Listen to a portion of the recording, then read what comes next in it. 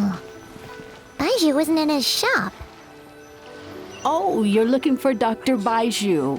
He's resting today, but he said to send any patients to the back room. Ah, okay. Thanks. We'll head on through.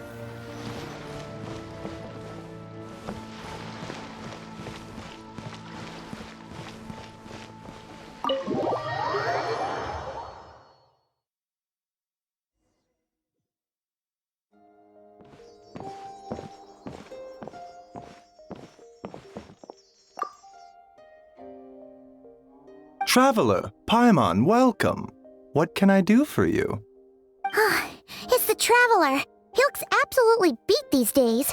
He has these huge dark circles around his eyes, like he hasn't slept a wink. And he keeps spacing out. You have to call his name several times before he snaps out of it. What do you think it is? Is he sick?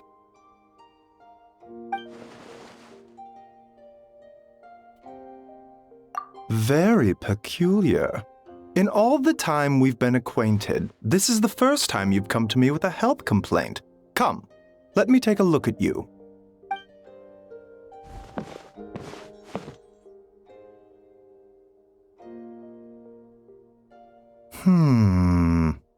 Okay, Paimon does not like that expression, Baiju. It's not serious, is it? Complexion is good, eyes are clear, breathing is steady, pulse is strong. Physically, you appear to be in good condition, Traveler. In theory, your energy level should reflect that. You should be feeling right as rain. Hence my concern. A clean bill of health is usually a good thing, but in this case, it likely means your situation is more complicated. Physical illnesses come with detectable symptoms that can be used to diagnose, medicate, and cure the condition. But afflictions of a non-physical nature, they fall outside a doctor's realm of expertise. Huh? What do you mean, non-physical nature? Curses, dark magic, it's hard to say. It could just as easily be a simple case of mental fatigue. Why don't you rest here for a bit? Whatever it is we're dealing with, clues to your condition are sure to reveal themselves in time. Once we know the root cause, we can administer the right treatment.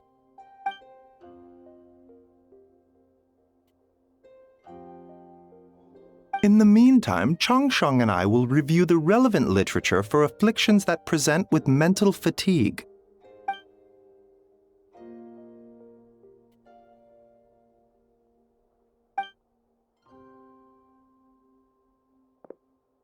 Oh, must be a rare condition if not even Baiju and Changsheng have seen it before. Well, all we can do is take their advice. You look like you're about to collapse anyway. Just get some rest. Paimon will be right here by your side. Fingers crossed you'll be all better when you wake up.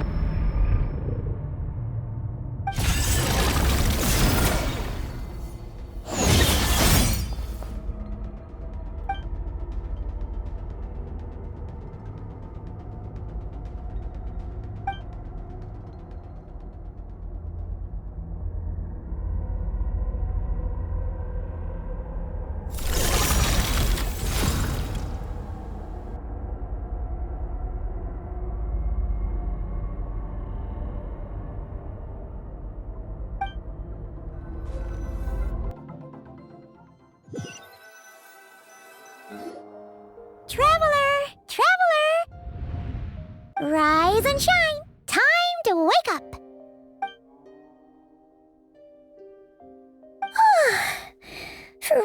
You're making Paimon look like an early riser. It's already afternoon. Hopefully all that sleep did you some good. Feeling any better? A cut? What? Did you scratch yourself in your sleep? All right, let Paimon take a look. Nope, nothing there. Wait, did you have a nightmare? Okay, don't panic. Paimon heard that dreams tell us what we need by showing us the opposite. So, if you had a nightmare, maybe all you need is something to cheer you up. Come on, Paimon will treat you to something yummy.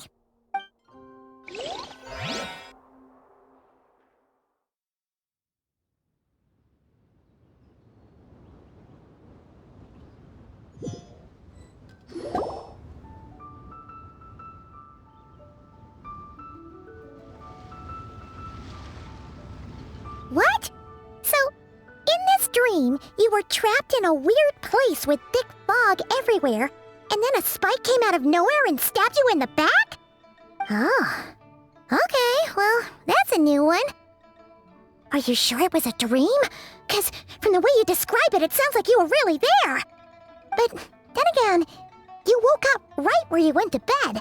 And you were definitely in a deep sleep this morning. Then, it's decided. Paimon will stay up and watch over you tonight. If anyone tries to mess with you, Paimon will beat him up. Or, wake you up first and then we can beat him up together.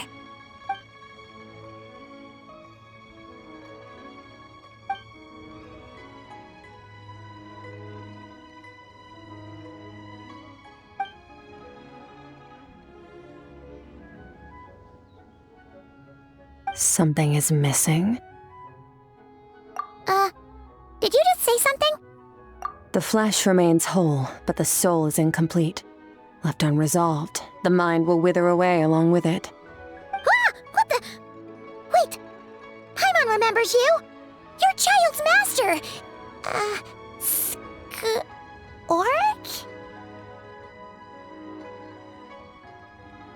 Right! What are you doing here? The last time we saw you was at the Primordial Sea in Fontaine, right? But then we left and never learned where you went after that. Child's been looking everywhere for you, by the way. What brings you to Wanmean Restaurant of all places? You came here looking for us? And were you the one behind that hocus pocus just now? Tell me, what is it that you saw? Tight-lipped, huh? I suppose that's fair. You, I'll take a glass of wine. Oh, of course. Coming right up. We make this one in-house. It's not too strong. Enjoy.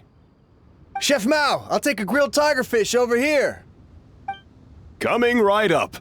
If I knew we'd be this busy, I wouldn't have approved Shenhe's vacation.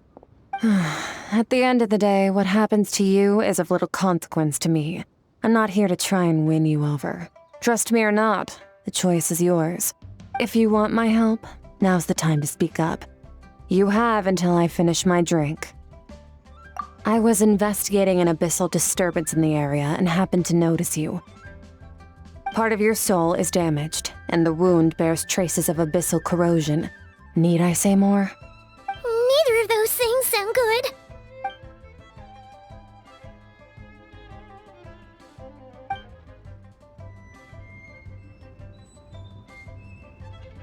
Well, should we trust her? She mentioned an abyssal disturbance. Maybe that has something to do with what's going on with you. But we could always find a different expert on the abyss to help us out. Yeah, and that thing she said about your soul being damaged is scaring Paimon. Definitely something we should fix sooner rather than later. Skirk's an interesting one, that's for sure. But from what Child's told us, she doesn't seem evil, at least.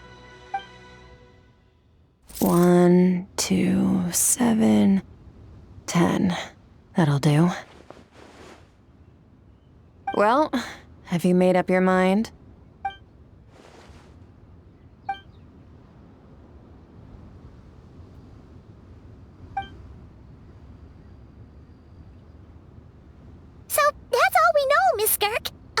ma'am. Can you help us? So, you couldn't disperse the fog. I understand. Come find me in the Gwaley Plains when you're done here. Oh, and I left cash for the drink on the table. Settle the bill for me, will you? Oh, okay. Huh?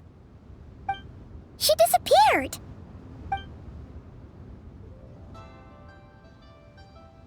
Wait, hold on. You overpaid. Here's your change. Oh, no. This includes the drink, so it should be the right amount. I didn't think you two ordered a drink. We didn't. It was that lady who came and sat with us, remember? You brought it out to her yourself. You sure? I could have sworn there were only 2 of you at that table. What? What'd you put in their dish, Chef Mao? Some kind of hallucinogenic mushroom? You got them seeing things. Seeing things? Wait, so neither of you noticed her?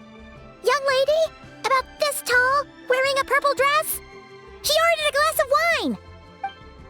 Oh, now you mention it, that vaguely rings a bell.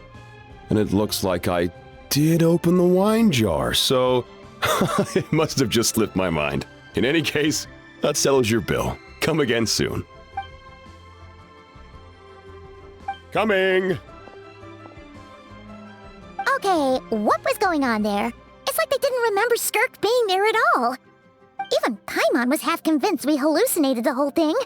But that Mora she left for us was definitely real.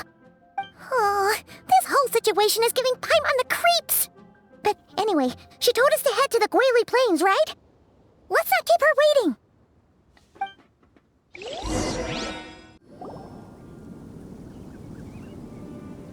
Whoa, what are all these rift hounds doing here? Huh, looks like they're collecting something.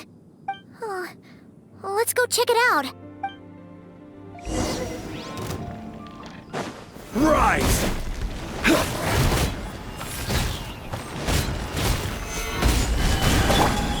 Emerge, right here. I'm going in! A sight to behold.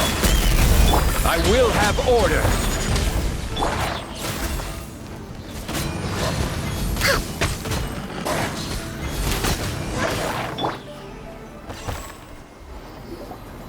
So, this is what they were collecting. It looks kinda like...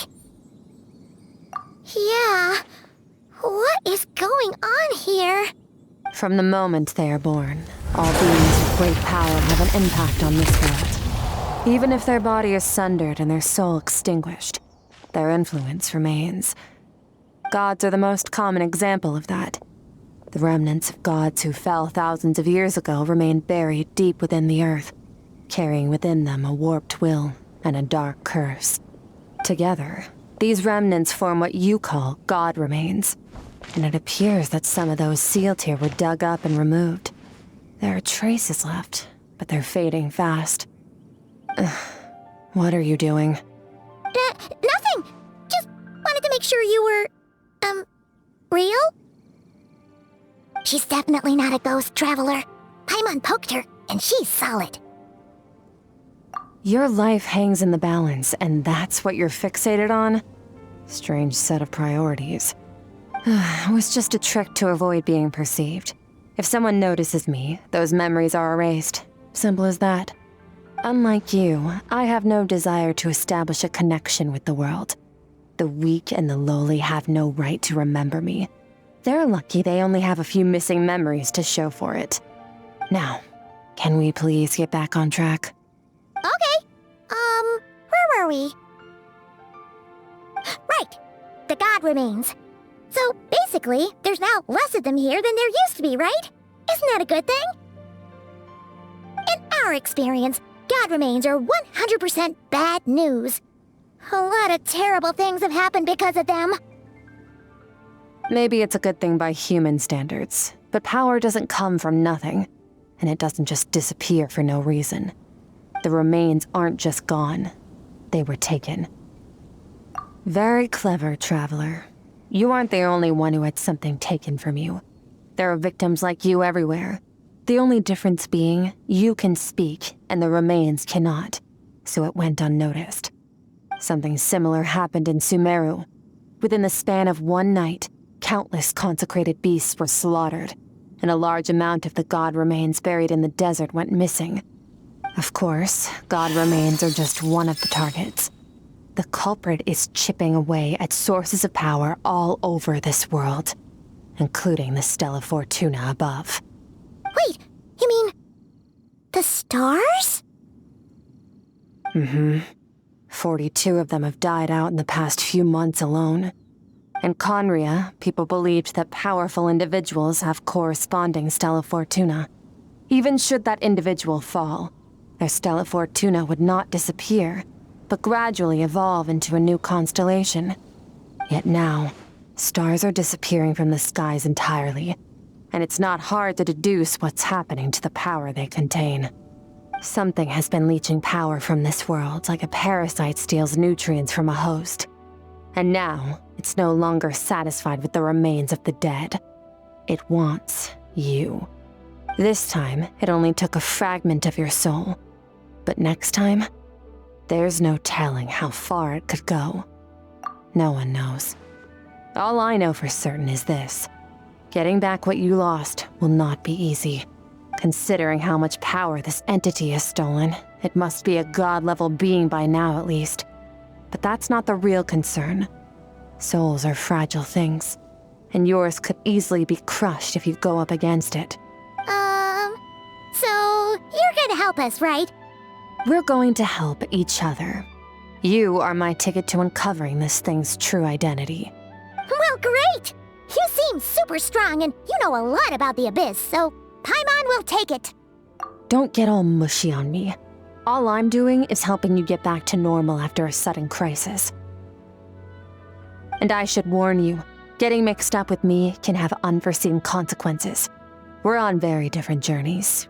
You don't want to be in my debt, trust me. You help me uncover the truth behind this entity, and I'll help you recover what you lost. This is a transaction, that's all. You would do well to remember that.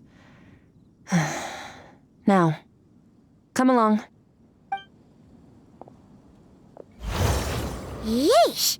You'd think she'd be a little friendlier since she's agreed to help us. But nope, she's just like when we met her in the primordial sea. So cold. Well, whatever. If that's how it's gonna be, then she doesn't deserve our friendship. What she does deserve is a super embarrassing nickname. Ah! Paimon's got it.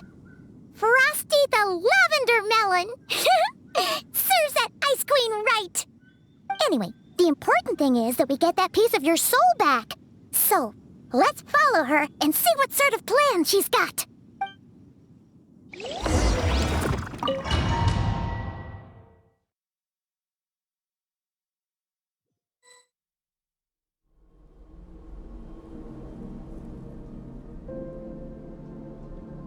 Whoa! This place is way bigger than Paimon expected. Where are we? This is where I live. I suppose it's the closest thing I have to a home here. It is. I brought you here because time flows differently in this place. I don't know how much Ajax has told you, but when he fell into this space, I mentored him for 3 months. In that time, only 3 days passed in the outside world. Ajax? Oh, right! That's Child's real name!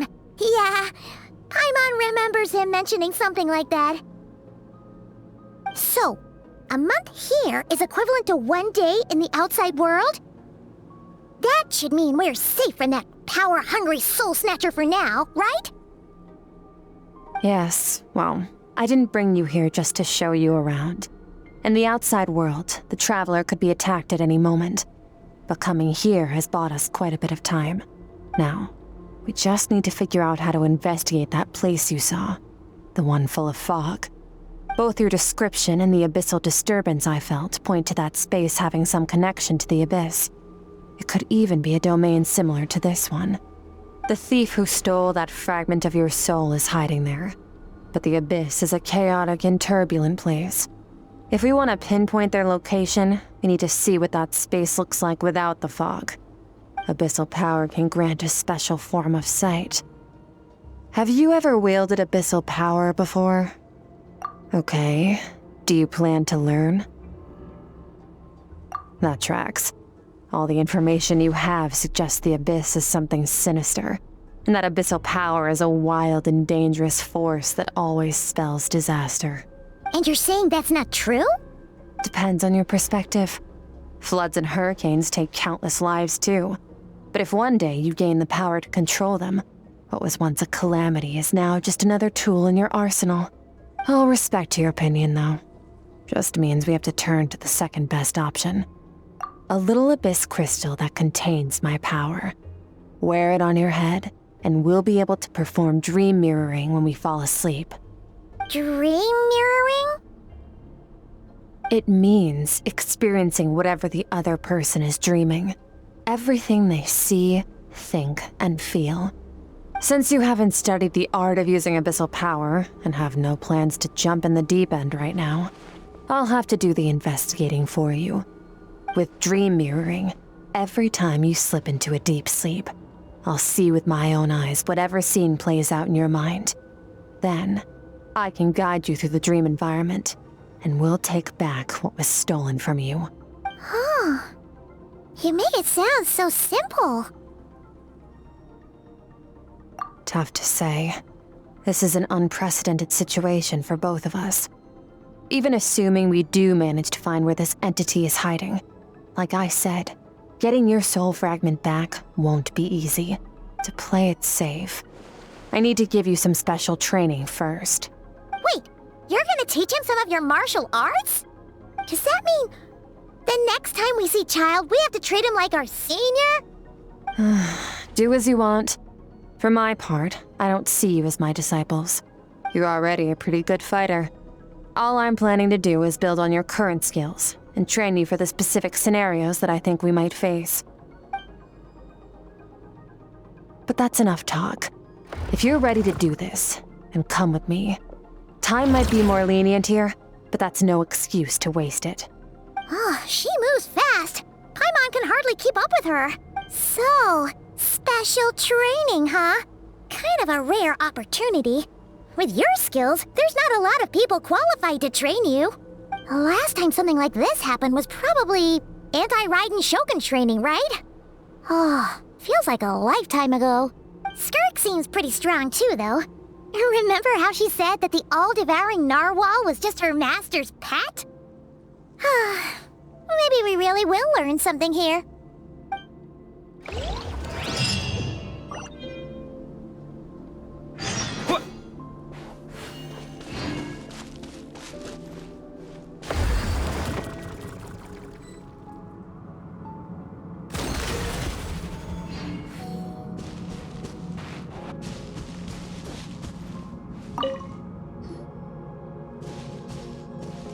Ready? Bring it on! Your training will be split into 3 stages. Testing your blade work, elemental abilities, and reasoning skills. We'll start with blade work. You're no rookie in this area, so I won't bore you with the basics. During your long journey, you've no doubt sparred with a lot of talented sword fighters. Consciously or not, you'll have picked up all kinds of techniques from them. You bet! There's Kaya, Master Jean, Kuching... Oh, and Kazuha, Ayaka... Yeah, we've met sword masters like you in every nation we've been through. You sparred with a bunch of them too, right? Nice to know it's all gonna come in handy now. Don't get too smug. In sword fighting, techniques alone are not enough. You need a cohesive system to bring it all together. A style or school of fighting. To use the human body as an analogy, your style is your skeleton, the foundation, the framework. Techniques are the muscles and other flesh attached to the bones. This is where your strength comes from. Improving your sword fighting is like growing that body. If your frame got bigger and taller, but you didn't add any muscle mass, you'd be weak and flimsy. Then again, if you packed on pounds of flesh without a big enough frame to support it, you'd end up bloated and unwieldy. You need to do some introspection.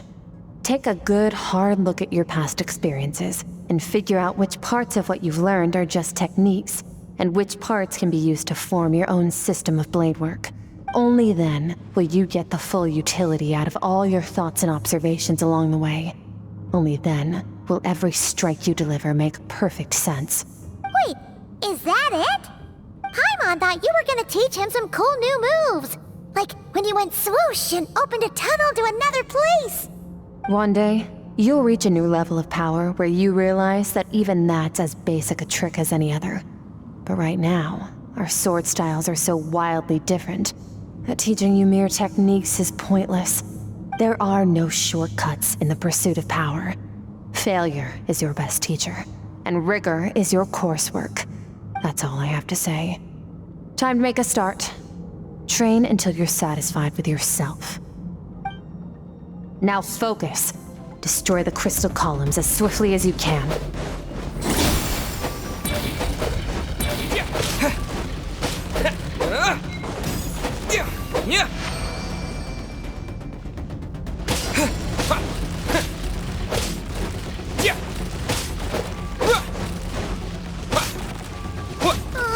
This is making Paimon's head spin. Hang in there, traveler!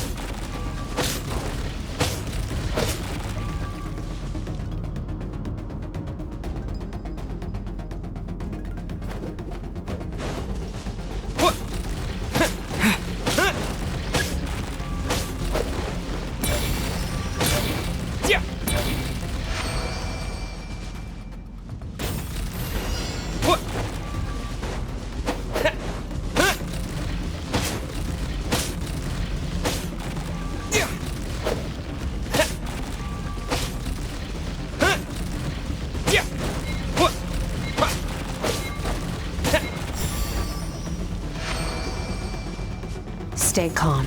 Use your head. You have to keep it together.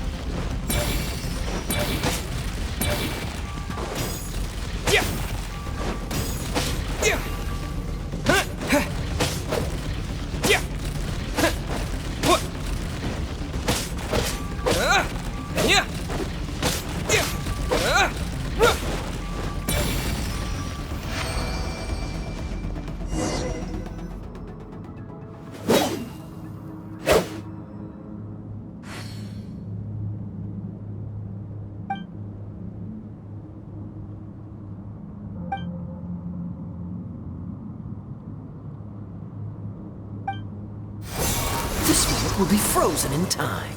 Cut to the chase. Consider a moment of true mastery that you've witnessed in another person, and ask yourself, what lies beneath the surface? What's their guiding philosophy? What's their state of mind as they maneuver their weapon? Now take that and practice it right away with speed, skill, and strength, over and over, until your hand is one with your mind. This is the only path to true growth. Step on up! Dance with the waves!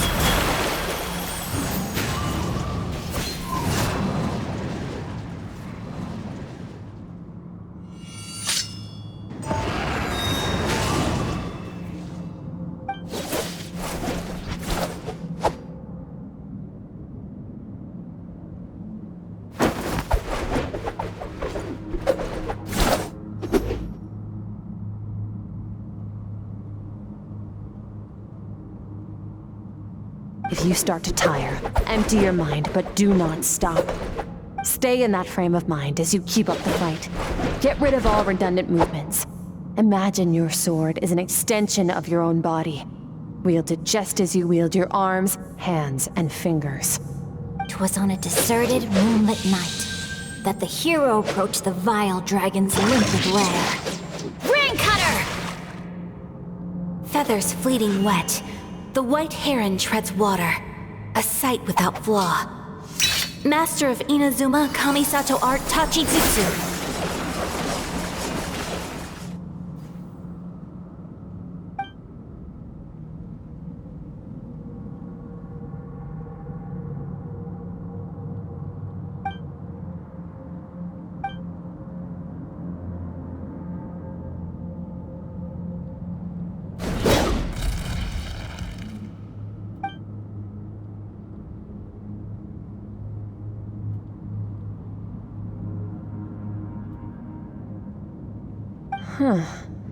Looks like you've made some real progress. That concludes your training session. Awesome! Paimon knew you could do it! How do you feel? As you should be. Time flies when you're training hard. You've actually been going for several days now with no rest. Yeah, meanwhile Paimon's had a whole bunch of naps. But you were so focused, she didn't want to interrupt you. Go get some sleep. I'll be doing the same very soon. Let's hope you see that foggy place in your dream, so I can get this investigation over and done with.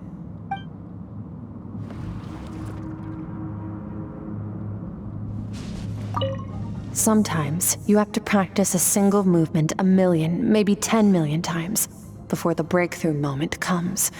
Nothing in the outside world can help you in this process. The most important thing is to remain patient.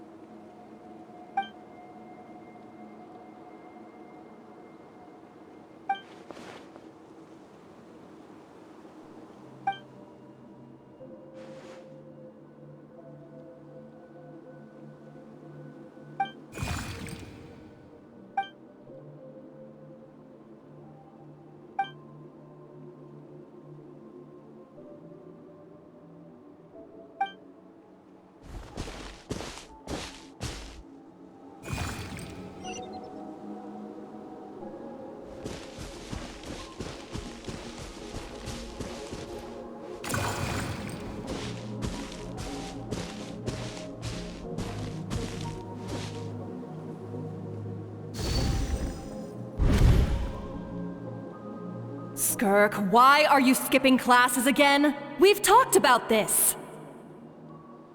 'Cause he's a crabby old man, and he's a boring old man. I don't like going to his classes.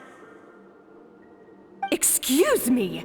You shouldn't talk about your teacher like that! It's very disrespectful! All right, let's not get into a big fight about this. Skirk's learned what she needs. There's no point forcing her to sit through more classes if she doesn't want to be there. But I'd still love to hear about what you got up to yesterday. Why don't you tell your dad all about it? I went diving, and I saw this huge fish. I never knew they could get that big. It looked kinda dumb, though, with that stupid big fat head. I tried to shake its fin, but it just spat water at me. Oh, and today I'm gonna go to that prairie up north. There's supposed to be this giant bird there that can spit fire. I bet if I climbed on its back, it could fly me all the way to the stars. Then I suppose your old dad should get one as a pet too. Otherwise, how are you gonna hear me call you for dinner up there in the stars? When it's time to eat, I'll come back on my own, Zilly. Anyway, gotta go. Bye, Mom. Bye, Dad. Wait! Put on a coat at least. You'll catch a cold. I'm talking to you, young lady. You spoil that child, you know. Ever since that merchant ship arrived, she practically lives outside. Always going on about exploring the beyond one day, whatever that means. Let the kid do what makes her happy. Besides, we both know you're all bark and no bite. Come on, our little adventurer is gonna be hungry when she gets back.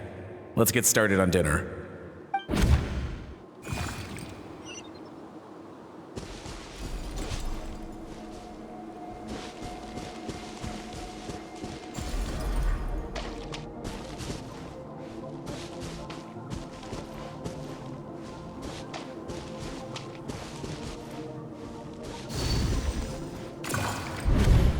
The stars shimmer high above.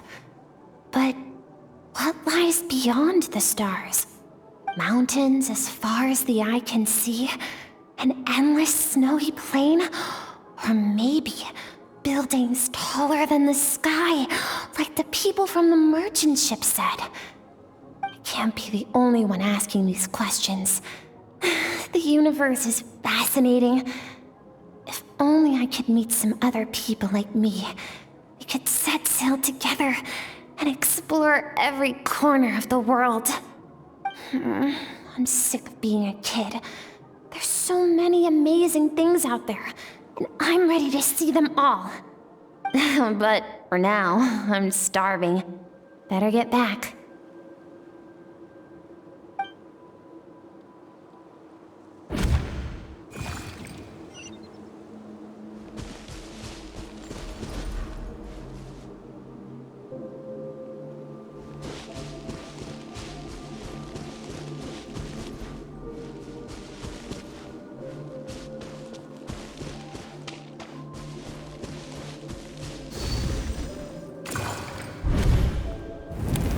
Don't let a single one of them get away! No, please, spare the children! Stay back! They're coming! Run! Help! Eliminate the threat. Take them down. Don't be scared. Ah! This way! We'll never make it! Fire. There's fire everywhere. What happened? I told you we shouldn't have trusted these outsiders!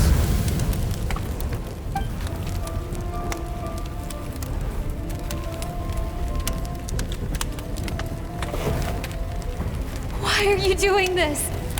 What did we do to deserve this? We welcomed you with our finest food and drink, showed you the best our home has to offer, gifted you cloth dyed by our own hands. And this is how you treat us? Run! Save yourselves! Captain, Zone 3 is clear and we have Zone 2 surrounded. Begin extermination. Remember the orders from upper command. No one is to be left alive. Rest assured, sir. We have enough munitions to annihilate these savages and burn their entire civilization to the ground. Good. The only ones who put up a real fight are that man and his wife, correct? What's their status? We shot the man in the ankles and the wife broke her wrist attempting to fight back. They won't be doing much more fighting. They're holed up in their home for now, but they won't last long. To prevent them from making some kind of last stand, we're planning to clear out the other zones first so we can send a bigger squadron to surround them. Well, well. Turns out some of these beasts do know how to use their claws. Now the threat these savages pose will be undeniable. Let them cling to what's left of their lives for a little longer. Once the other zones are cleared, I'll cut off their heads myself.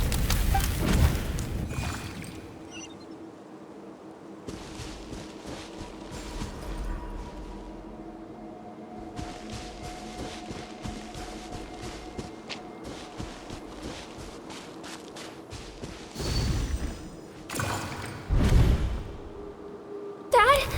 Mom? Skirk, you're all right? Thank heavens. I'm so happy to see you, sweet girl. But you need to go. It isn't safe here. They'll be back any second. What happened?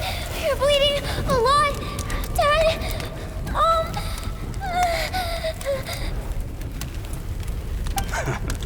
This is the place. Alert all units. Prepare to surround. Run, Skirk! Run as far away as you can. Don't trust anyone. Your dad and I, we're not afraid to stare death in the face, but we need you to survive. My clever girl, so curious. You're already so brave. I know you're going to grow up to be such a positive light in this world. Whenever you miss us, just play this song. Remember, life is a gift. Don't let darkness claim it. Break down the door! Look what we have here. A savage that can pluck a tune. Well, the show's over.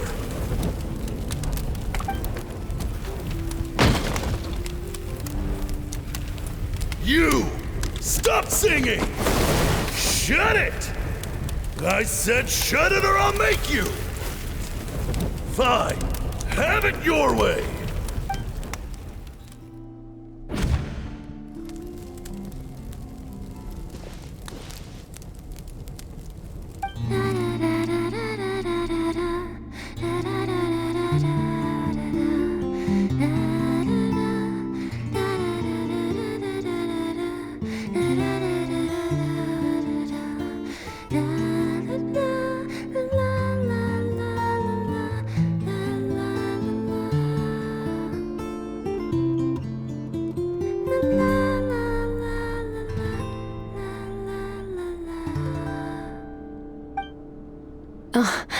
You're awake?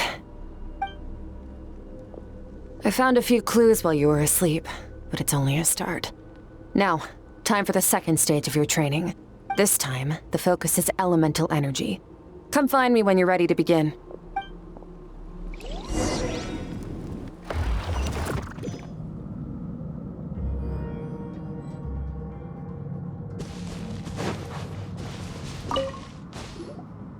Man, staying in the abyss feels so surreal, don't you think? No day and no night. It's like time hardly exists. If we weren't careful to keep track, it feels like we'd have no idea how long we've even been here. Well, except for the fact that Paimon still gets hungry like clockwork. You go do your training. Paimon's gonna grab a bite.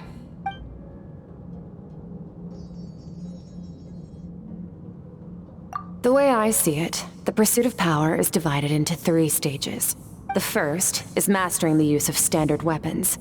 Next is learning how to harness natural energy. And after that, you're free to challenge even higher dimensions. The natural energy of Teyvat is, of course, elemental energy. But that's not my area of expertise. I draw from a different source of power. Abyssal power, yes. Also known as the power of the Void Realm. My master, Sertologi, is a true expert in that area. After all, he was one of the group of 5 that infamously stole the all-encompassing power of the Abyss, an act for which the people of Conria gave them the epithet, the 5 Sinners. The elemental energy of Teyvat, on the other hand, is derived from the power of the Light Realm. These 2 forms of energy exist in direct opposition to each other. Suffice to say, there's not much I can teach you this time. A keen observation, traveler. Call it respecting local norms. The Abyss stands in direct conflict with the will of this world. So, to make my life easier, I disguise my power to make it appear cryo-like in nature. It's a technique I learned from some Conrian ruins, known as the 7 Shifting Serpent. If you ever change your mind about delving into abyssal power, I can teach it to you. So I've heard. You seem to have a knack for removing abyssal power. But is purification really what's going on there? Like I said, power does not simply disappear. Just thinking out loud. Let's focus on your elemental training. That's what's gonna help us if the situation gets tricky. True growth comes from adversity, but only if you make the choice to pick yourself up again every time you fall. So, it's time to push yourself to the limit, and then keep pushing. This is the only way to advance at pace. Use the power of Animo to clear the field as fast as you can.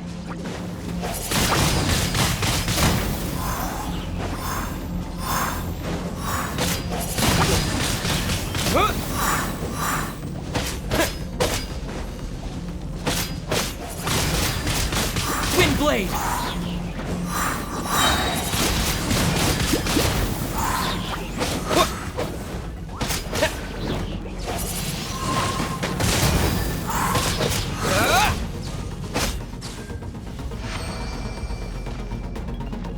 Observe your surroundings. Look for things you can use to tilt the scales of success in your favor.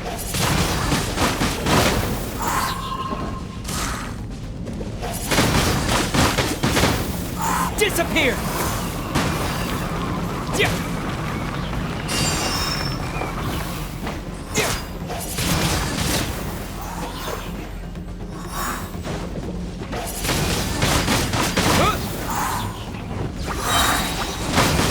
Wind blade! With the wind!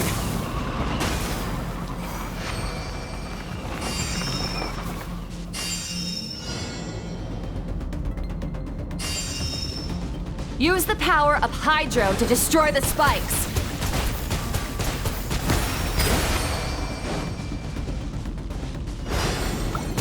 Faster.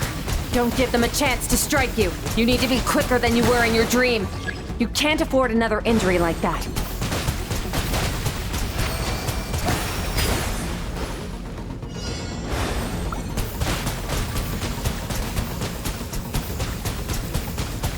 Go!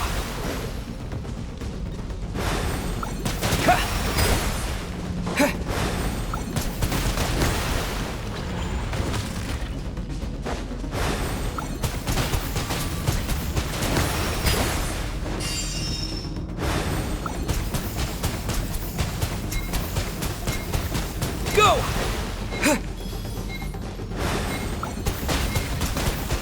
Water jet!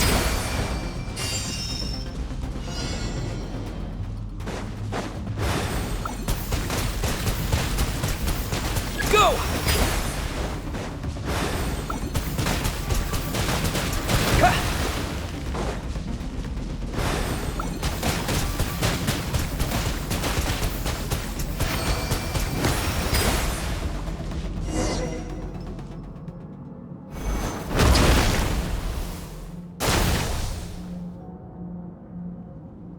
You need to understand what makes you special.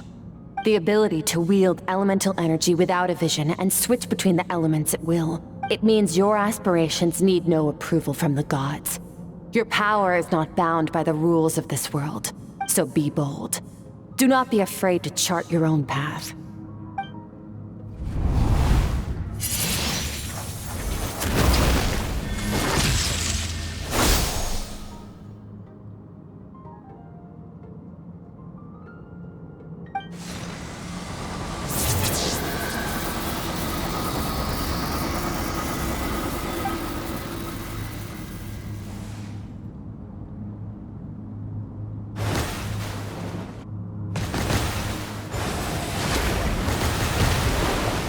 Very good.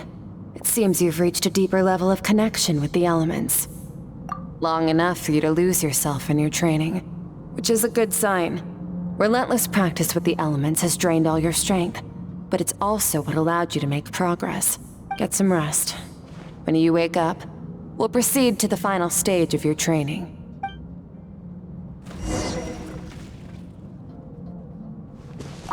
If you wish to master the elements at a fundamental level, you must see the entire natural world. Nature in all its places and forms. That is part of what it means to be a traveler.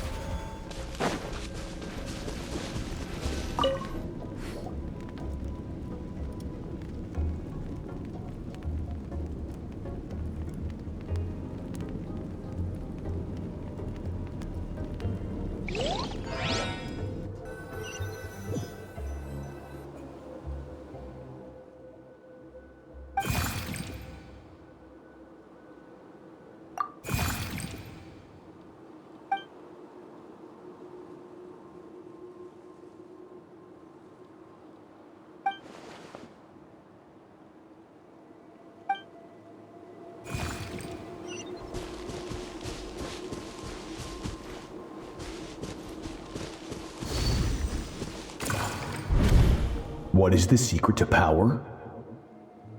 Longing, hatred, self-preservation.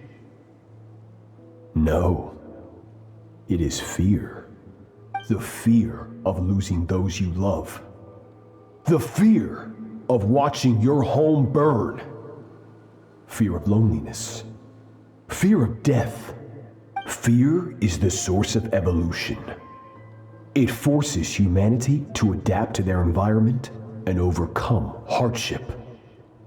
It is in the process of prevailing over our fears that we surpassed first ourselves and then the rest of the world.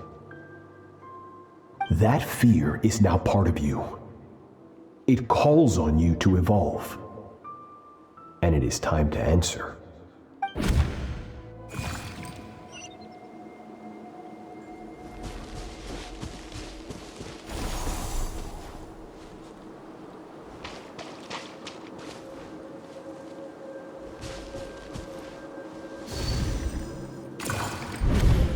Any minute spent missing home is a minute wasted.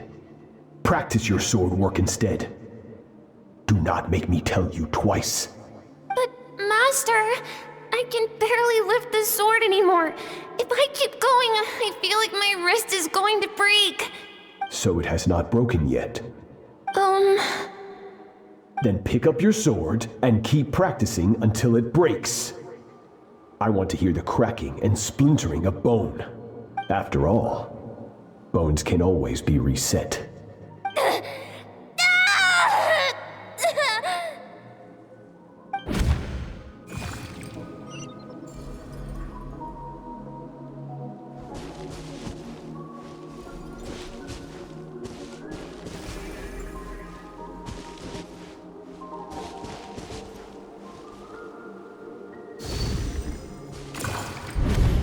Good, Skirk. Once again, you survived. How do you feel? Cold and pain. These are signs that you are adapting to the abyss. Each time the flesh is torn and the spirit crushed, each time you claw back from the brink of death, you become stronger. I now understand why these people sought to destroy your homeland. Your potential goes beyond even what I could have anticipated. But you still have much to learn in your pursuit of strength. Your mind is rife with distractions. From now on, I shall show no mercy in your training.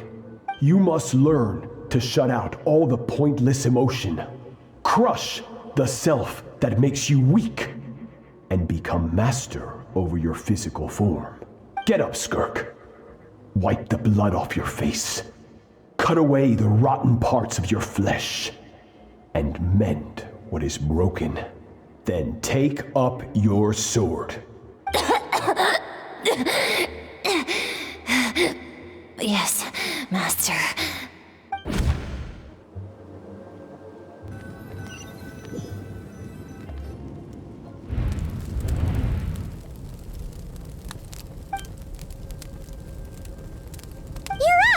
Hopefully you got some good rest.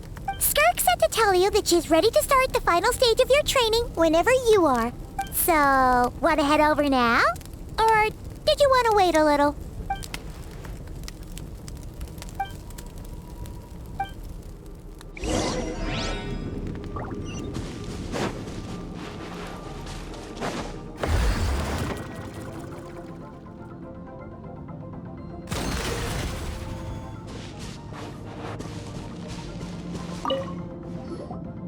From your training so far, you have gained better command of the sword, and more control over your elemental abilities.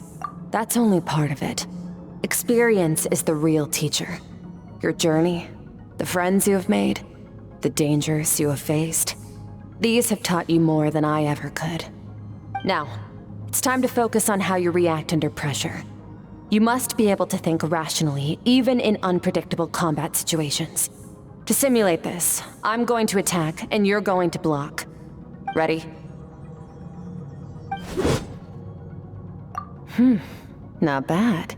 That defensive stance looks near unbreakable. Just like your sister. Oh, that reminds me. You still don't know what happened to her, do you?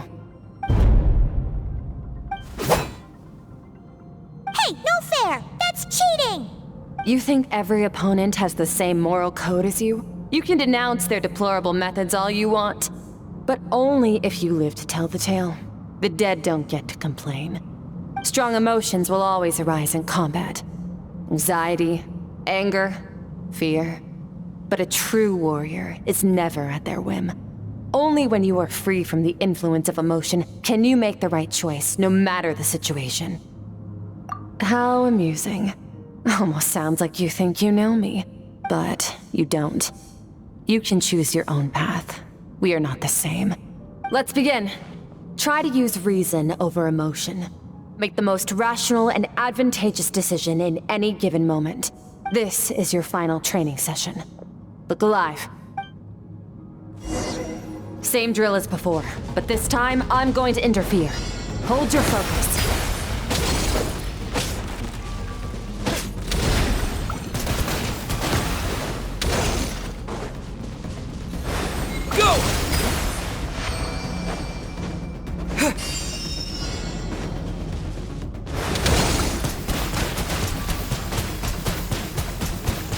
Water jet! Yeah! Water jet!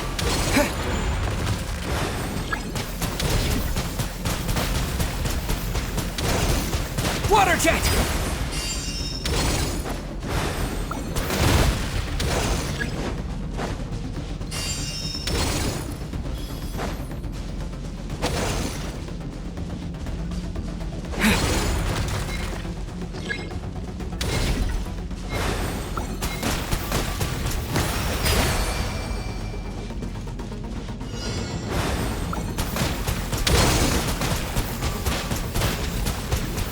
Go!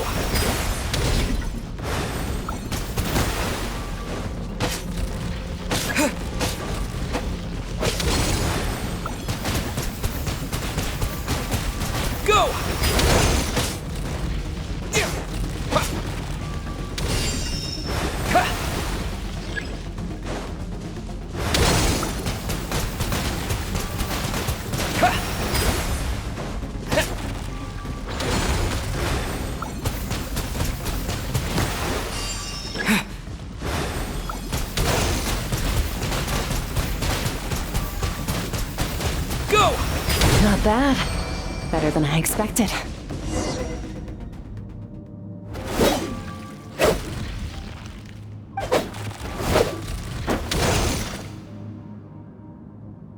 You're getting the hang of it. The first step to controlling your emotions is controlling your mind. You want a unified train of thought. It all comes down to focus.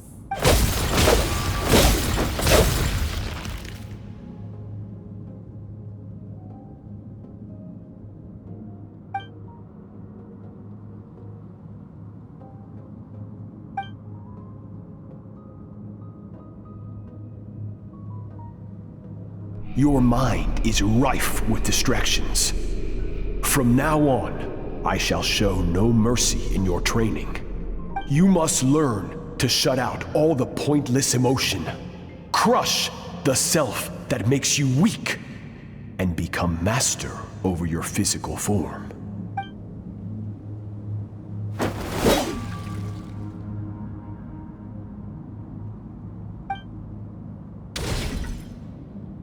Stop. Let's pause here. One look, and I can tell your mind has wandered. That's to be expected. There's a limit to how long a human being can concentrate on one thing. Staying calm and focused sounds simple in theory, but in practice, it's more demanding than sword work or elemental abilities.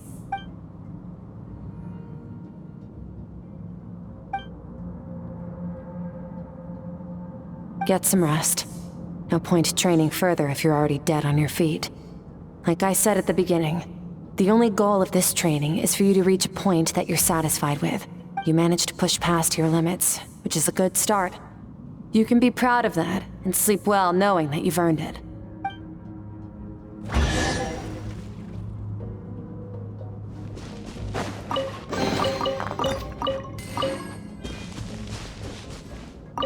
Warriors will train day and night to perfect their skills, but when the battle comes, their fate may be decided in a matter of minutes.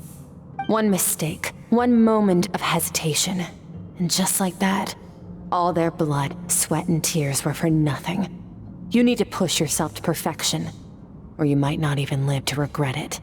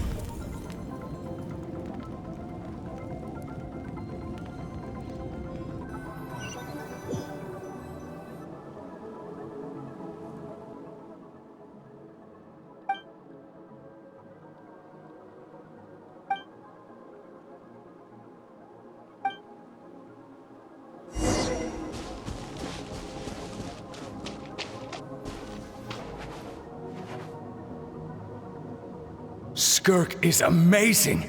She faced down that terrifying giant and cut its head clean off. Oh, she got hurt though, didn't she? I heard it was pretty bad. Yeah, well, that's a given. But the moment she was on the mend, she got right back to practicing her sword work. I heard Master suffered a grave injury once too. Lost an arm and a leg and still came back stronger than ever. Skirk's becoming more like him by the day. Incredible! I wonder if I'll ever reach their level. They're always so resolute, so unshakable.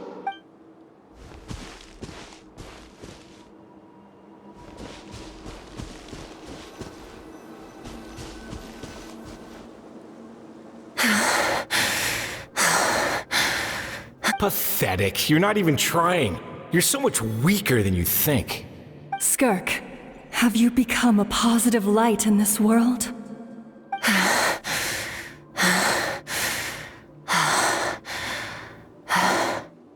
Do you even remember how many of us perished in that fire? How many bodies were left to rot on the scorched earth? Yet you alone live on. Keep your gaze fixed on your blade. You don't deserve to rest. I have so many questions. I just want to jump in a spaceship, explore the whole universe, and get answers from the stars. I just need to wait till I'm grown up. Then I can do anything. Now, you must bid farewell to who you were in the past and become someone stronger. Run, Skirk, run! Only death awaits us here. Keep running, and don't ever look back.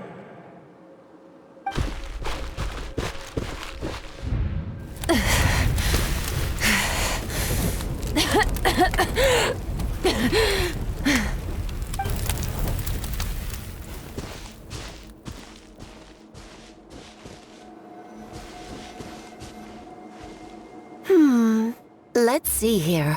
First things first, you need a new identity. Going around telling people you're from somewhere beyond the stars won't do, now will it? How about saying you hail from beneath the earth instead? As the Conrian saying goes, venturing out into the universe and down into the abyss are the same in that both are braving the dark unknown. Well, I'm a visitor on this planet, so I'll follow the rules. Ah, splendid. That saves me quite a bit of trouble. Let me offer you a piece of advice in return, although it might not be what you want to hear. I know the pursuit of strength is important to you, but taking a moment for yourself every once in a while is never a bad idea. Ignore her existence for too long, and there will come a day when you can no longer hear her voice.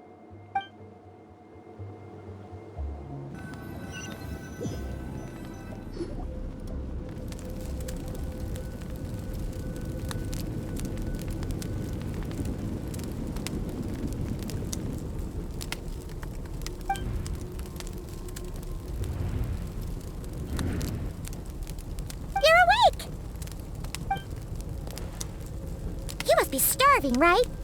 Ta-da! A barbecue feast just for you! Of course you are! That's why Skirk and Paimon got this all ready for you. Dig in, before it gets cold. Ah, well, if you're around someone long enough, it's bound to happen. Plus, Skirk can cook.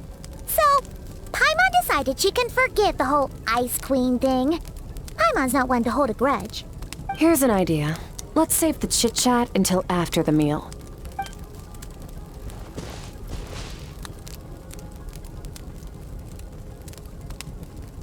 Ugh, so full. Okay, it's Paimon's turn to sleep now. Wake her up when it's time to go.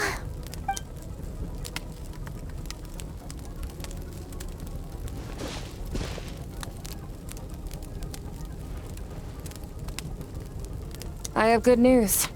First, your training is complete. You have what it takes to wield immense power. Now it's just a matter of putting it into practice. Continue to learn from your journey and hone your skills against formidable opponents. Second, I've located the culprit we've been searching for. Next, we just need to retrieve the missing part of your soul, and our business will be concluded. When Ajax trained with me, he once told me he was bursting with questions. So I allowed him to ask me 3 of them before he left. You and I may never meet again, Traveler. So if there's anything you want to ask me, now's your opportunity. Just like Ajax, I'll answer 3 of your questions.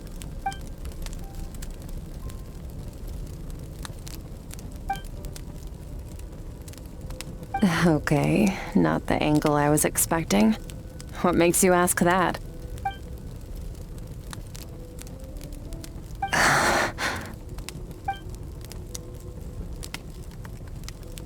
I knew that was a possible side effect. Closed off my mind to you for that exact reason. Even with the dream mirroring, you should have seen nothing but endless darkness.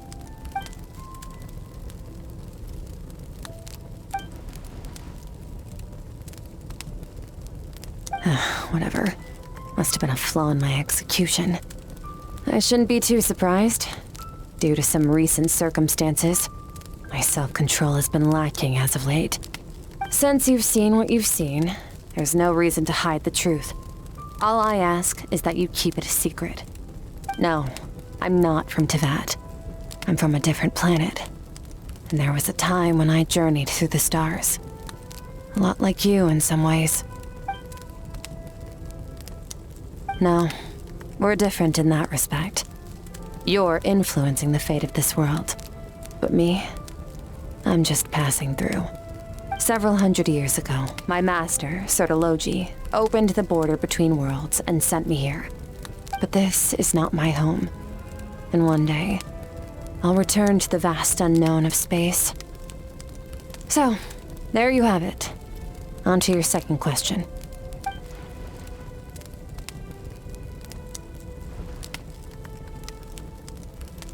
To become stronger. For certain reasons, I need to bridge the power gap between me and my master as quickly as possible. But first, I need to understand the source of his strength. To do that, I need to follow in his footsteps, walk the path he once walked, and somewhere along the way, I'll find out how to defeat him. That is my sole focus and purpose. Okay. You have one question remaining.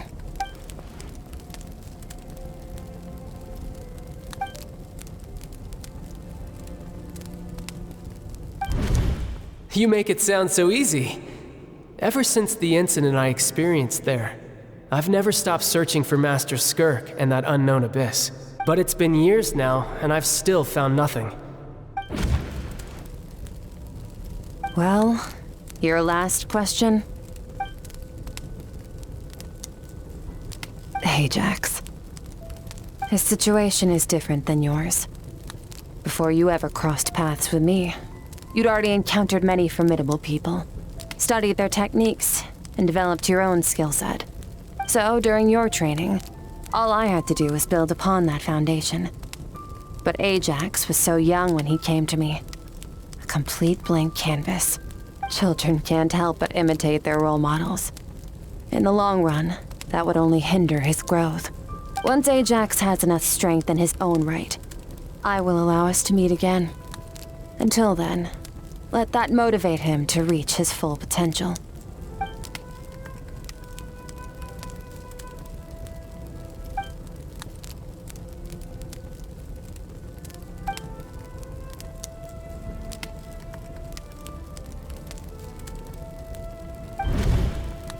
Unlike you, I have no desire to establish a connection with the world.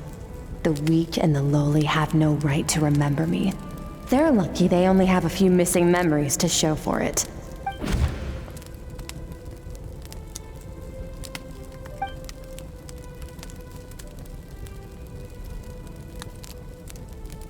Wake up your companion. It's time to go. Oh, and everything I've just told you, best keep it a secret from her as well.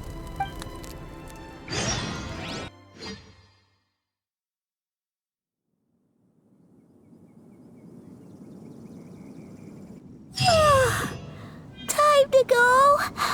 Oh, finally. Where are we headed? Just follow me. I'll open an abyssal rift close to the culprit's location. It will take us to where he's hiding.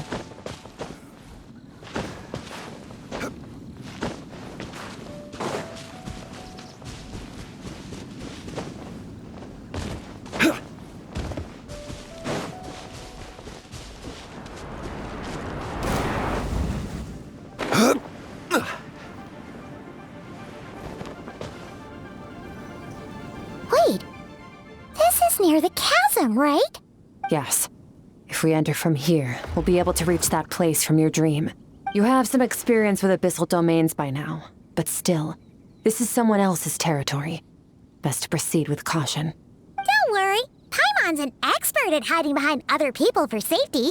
Oh, but, that means you need to stay safe, traveler. All right.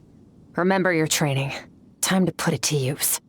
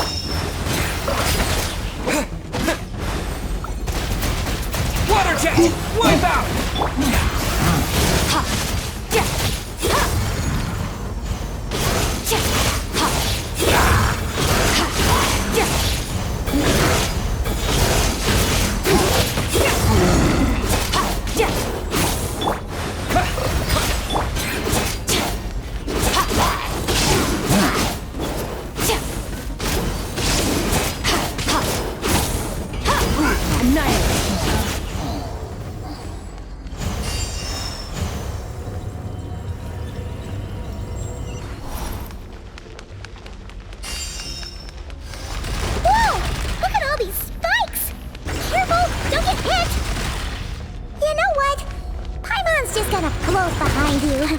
Come on, you got this.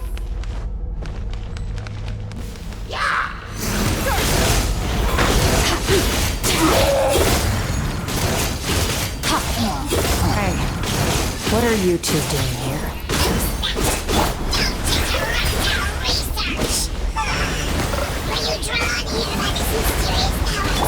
Dusty, like an abandoned house. Let's press on.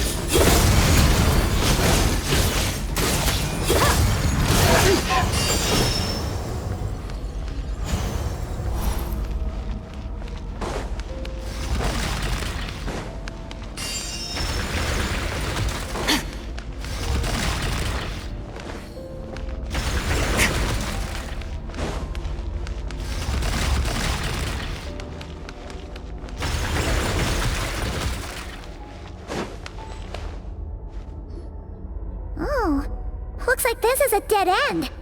Did we make it to his hiding place? Ugh, this fog is making it impossible to see anything! This should be the place where you were attacked, Traveler. The missing part of your soul should be nearby. Can you sense where it is?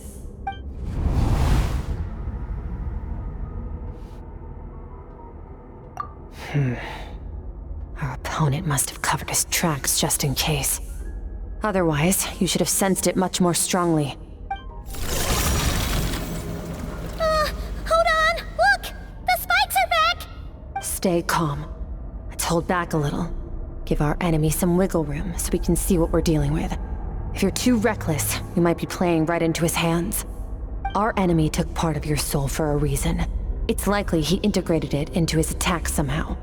If we're smart about this, we can track it down.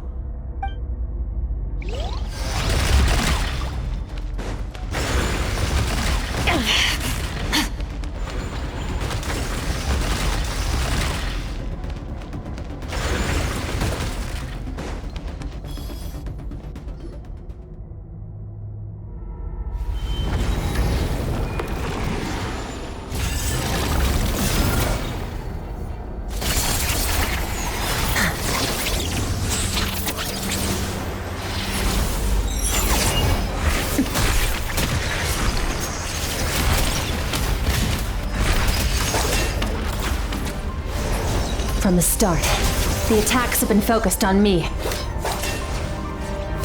Trying to break through my defenses? I see.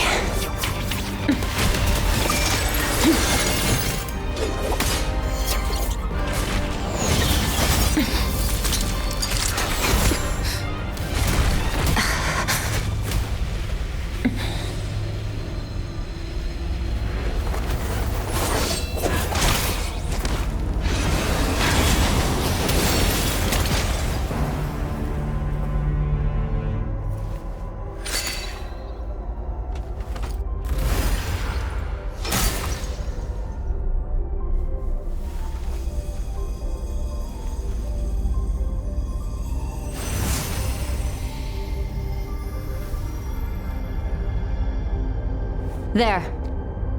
I got it back. Traveler! Skirk! What happened? It looked like Skirk just got... In the Guili Plains, you asked me why this enemy chose you as his target. Now, the answer is clear. It's not just the fact that your strength is impressive. It's also because of your ability to, as you put it, purify abyssal power, whatever that actually means. The fact is, that ability allowed him to do something that should have been completely impossible. Namely, break through my defenses and steal my power. No, he couldn't have known I'd come to his domain. He only stole your soul fragment because he knew the value of its power. I doubt he expected it to come in handy so soon. Call it fate if you want. I believe that's the term they use in this world for arbitrary coincidences like this. In any case, it works to our advantage. Once I realized what he was using that power for, it gave me the chance to get back what you lost. I'll cope. Well, done gorging? Good. Time to answer some questions. How did you get the power of the all-devouring narwhal? The all-devouring narwhal? Oh, of course! snake thing looked familiar. It looks just like that narwhal's horn! I highly doubt you acquired that power through your own strength. Tell me I'm wrong. You're desperate enough to scour the land for god remains and whatever vestiges of power you can find. That alone proves you wouldn't be able to defeat a creature like that. Which leaves one possibility. You know my master, the Foul, Sertologi. The Foul? Who dares call him Foul?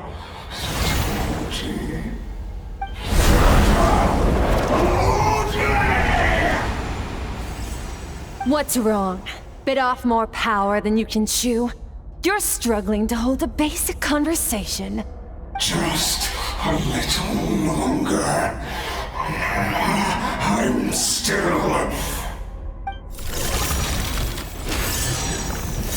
Look! It's back! Those obsessed with power will let it devour them before abandoning their pursuit. Keep calm and use reason to decide the best course of action.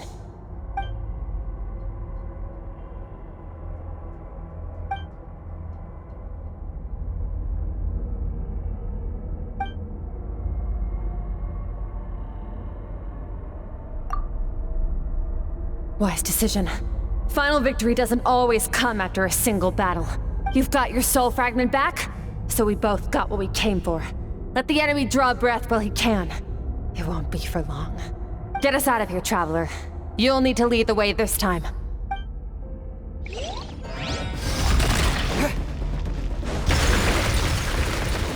Skirk, is your shoulder gonna be okay? The wound is minor. It'll heal in no time. You should focus on getting out of here alive instead. Uh-oh! Falling spikes! Run!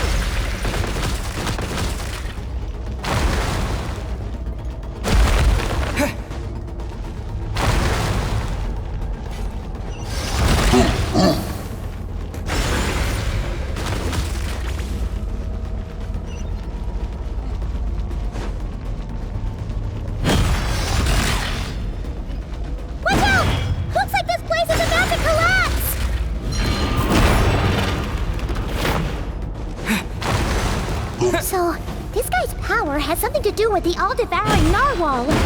Did you know that all along, Skirk? I had my suspicions. That's why I decided to investigate in the first place. But...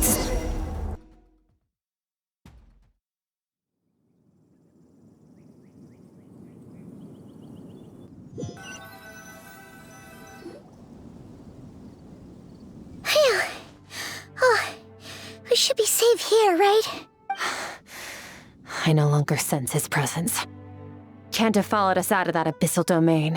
Weaklings like him will find that my power is not so easily controlled. He won't be leaving that place until he's managed to digest it. You seem surprised. I suppose that's fair. You've seen but a fraction of what that whale is capable of. That gaping maw could swallow a planet whole. It's called the all-devouring narwhal for a reason. Devouring is what it does best. It can extract power from anything, dead or alive, as long as it manages to make physical contact. Yeah. When we had our run-in with that thing, Neverlet mentioned that it has an instinct to devour. Your dragon friend recognized the nature of its abilities and used the power of Hydro to protect you. That worked because it was in a satiated state, so it was somewhat less aggressive than usual. It's a different story when it has no more power to feed off of. That's when its true voracious nature kicks in.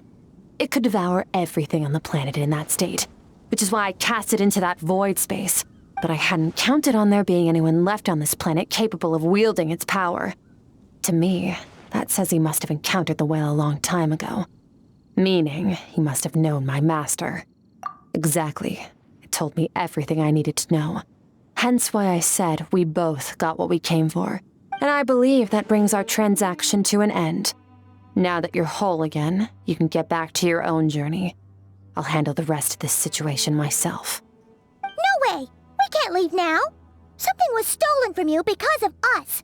We have to help you get it back! This isn't my first taste of failure or losing power. When you fall, you get back up again and become stronger. That's how it is. But what if that monster finds you before you're all better? Plus, how are you gonna get home? Is that way you can just go swoosh and open a door to the abyss again. Not without your full strength. So, sticking with us for the time being doesn't sound so bad, does it? Fair enough. Then take this. What is it? A bag of Mora. Nothing in this world is free. I know that much.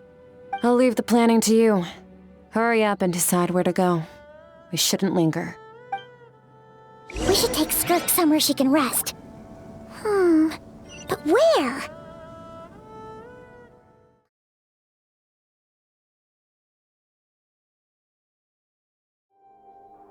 Huh.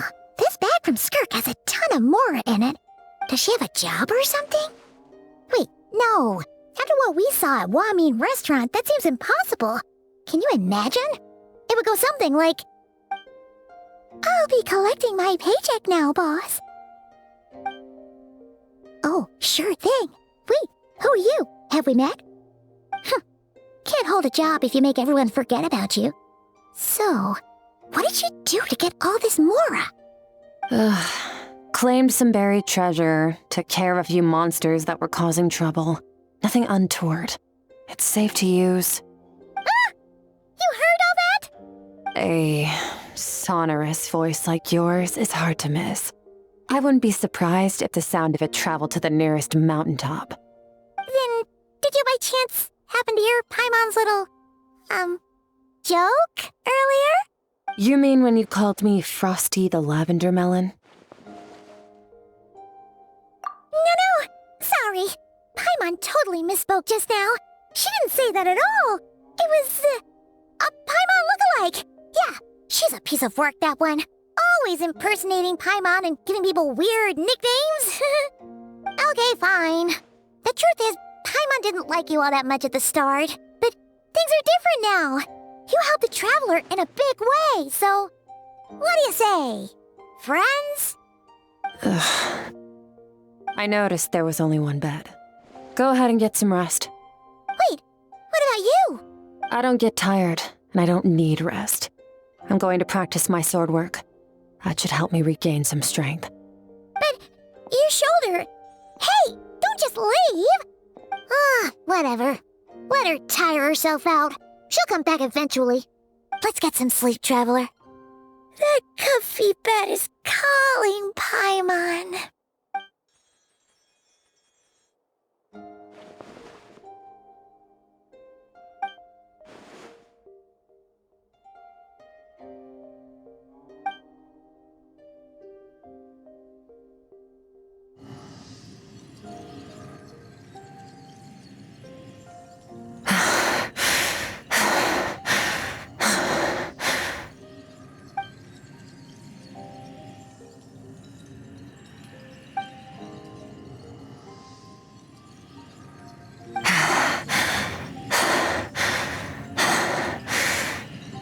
Quiet.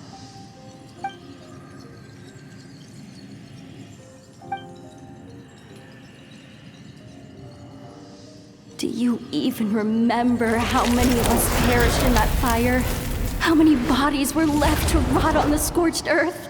Yet you alone live on. Keep your gaze fixed on your blade. You don't deserve to rest. Run, Skirk. Run! Only death awaits us here. Keep running, and don't ever look back.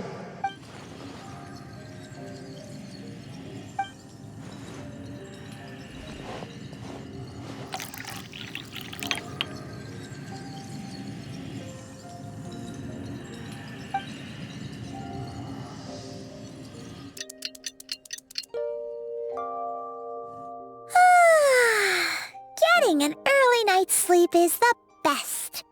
That bed was so comfy. Wait, Skirk? Have you been sitting out here the whole night? The bed's all yours if you want it. About 60%, maybe 70. Whoa! Paimon thought it would take at least a couple of days. That was fast. No, not fast enough. That's 20% less than last time. Same training regimen, same intensity. Nothing felt different, but somehow the outcome fell short. No, I think the problem's with me. I need to meditate for the next 2 days. Deep introspection should help me find the issue. Ooh, sounds intense. We'll watch over you in the meantime, then. Thanks. See you in 2 days.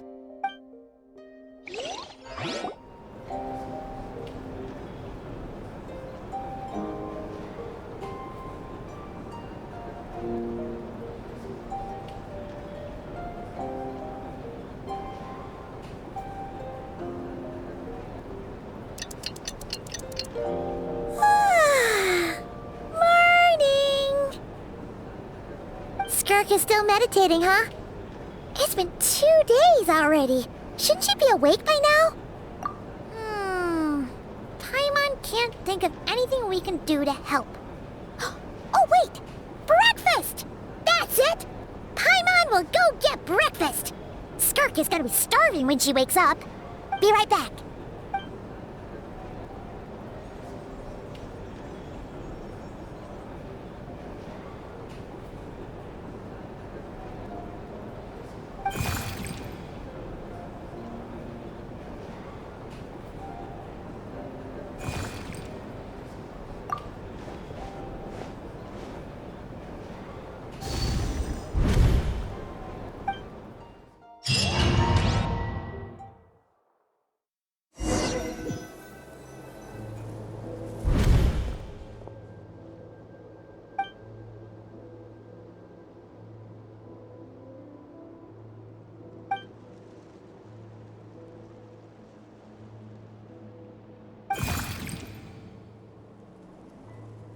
That's right. This is Skirk's inner world. Think of it as the threshold between the soul and dreams. This isn't your first time here, but what you remember is probably a space covered in darkness. I only managed to illuminate a small portion for you back then. Actually, it's my first time talking to someone like this. I only managed to break free and bring you here because the injury weakened her power. I guess that's why I can speak again, too. Call it fate, if you want. I think that's the word they use in this world for lucky coincidences like this, right? Now, before I take you to her, I gotta ask. You're the first outside visitor to ever come here, so what's your impression of this place? Oh, you noticed. This river represents Skirk's strength. Strength accumulates over time. It is the summation of a person's lived experience. So this river is where all the fragments of Skirk's life should converge into a single stream of memories and emotions, flowing forward as one. But as you can see, this river has been severed numerous times. It's because Skirk doesn't like who she was in the past, and all she sees reflected in the river is a disgraceful shadow of who she was. She cuts through water and rock with the sword of reason, severs her connection with the past, and begins anew. You must learn to shut out all the pointless emotion. Crush the self that makes you weak, and become master over your physical form. This isn't my first taste of failure or losing power. When you fall, you get back up again and become stronger. That's how it is.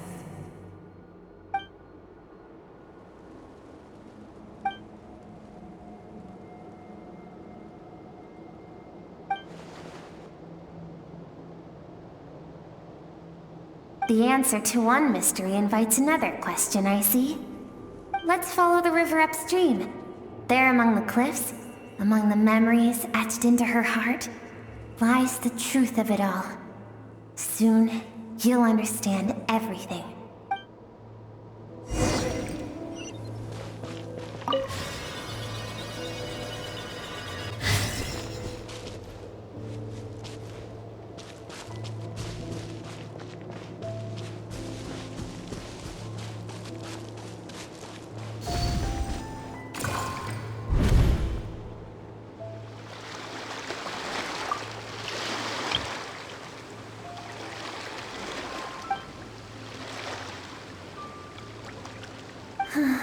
I've always thought that, even when falling leaves don't come from the same tree, they can still form bonds of kinship when they meet.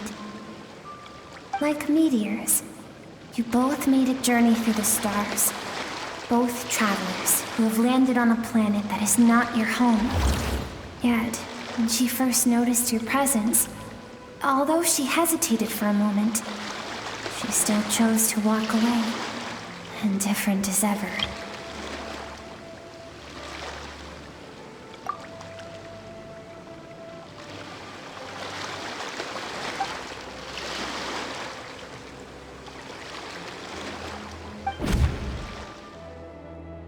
Seems like you've answered your own question. Skirk sees herself as a trespasser in this world. She's made a conscious choice to avoid altering its path. But the reason for that decision stems from events much earlier on in her life. Let's keep going. It's still a long way to the source of the river.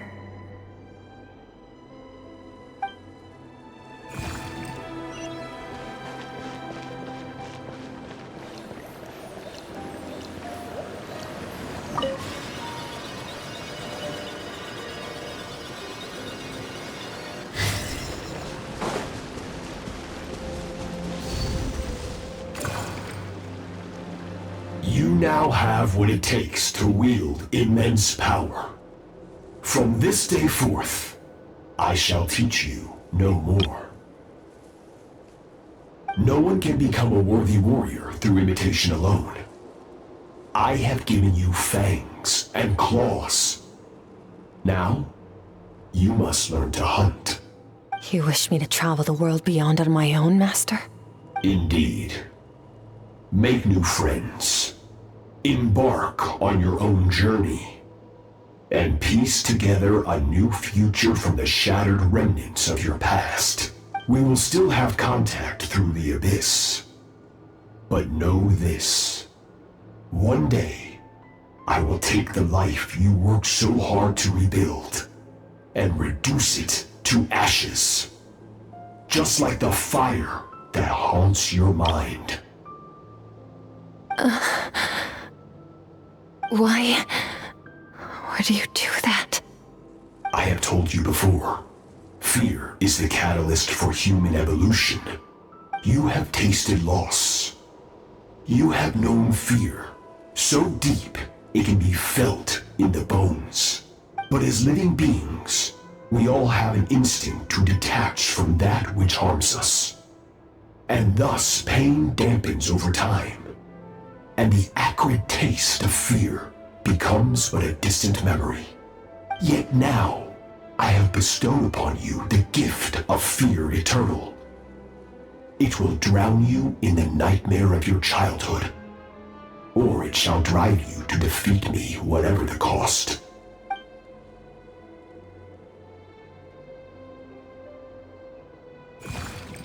That is what Skirk's master, the foul Sertologi, looked like at one point in time. Of course, as a higher being, physical form is a triviality to him. He could appear as a beast, a human, or even a monster that defies description. The form you see him in here, clad in abyssal armor, is the one he usually wears when traveling through the stars.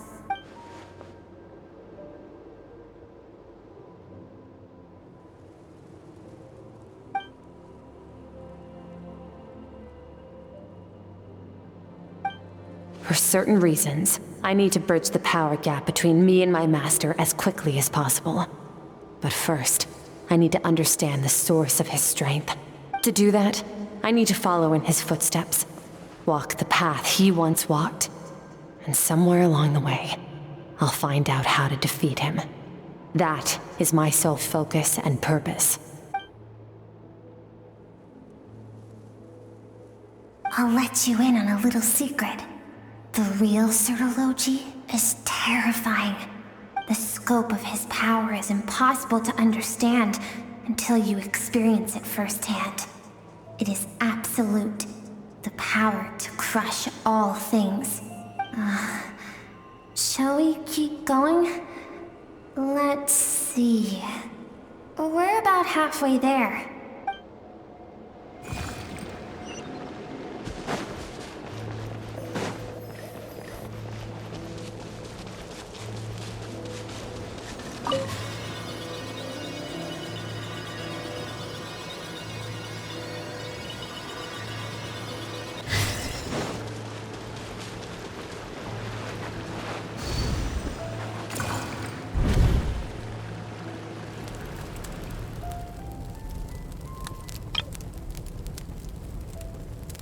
We've made it quite a ways already. This is Skirk, when she first began training under Sertology. I have set your broken wrist. Tomorrow, you're to train twice as hard. No tears this time. Good. Attempting to garner sympathy through tears is a habit of the weak. A pitiful, useless ploy. Can I ask a question, Master? Why did you save me? I keep thinking, maybe it would be better if I had died. I wouldn't be haunted by that fire all the time. I wouldn't have to go on like this. I saved you because I have a plan for you. It has been too long since I fought a battle that demanded my full strength, and I hunger for it. Every so-called genius and prodigy I have faced has crumbled like sand underfoot. Before me, even fate bends the knee. So, I will teach you everything I know. Train you by whatever means necessary, in the hope that one day, you might surprise me. But I don't want to draw my sword against you, Master. What you want matters little.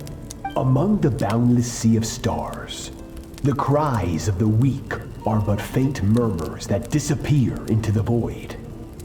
You of all people know that well. Yes, Master. From that day forward, all she knew was grueling training, emptiness, and fatigue. After some time, her talent bloomed, and she gained control over her emotions, like her master. How should I put it? It was not that human emotion disappeared from her heart, but that reason came to dictate all she was allowed to feel. I suppose it was at this point that she became the Skirk you know today.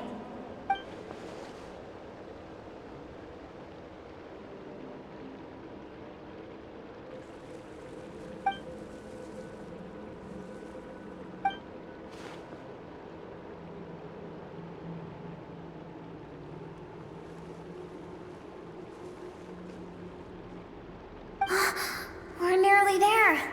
I almost don't want to reach the end. Well, shall we? This is the final stretch.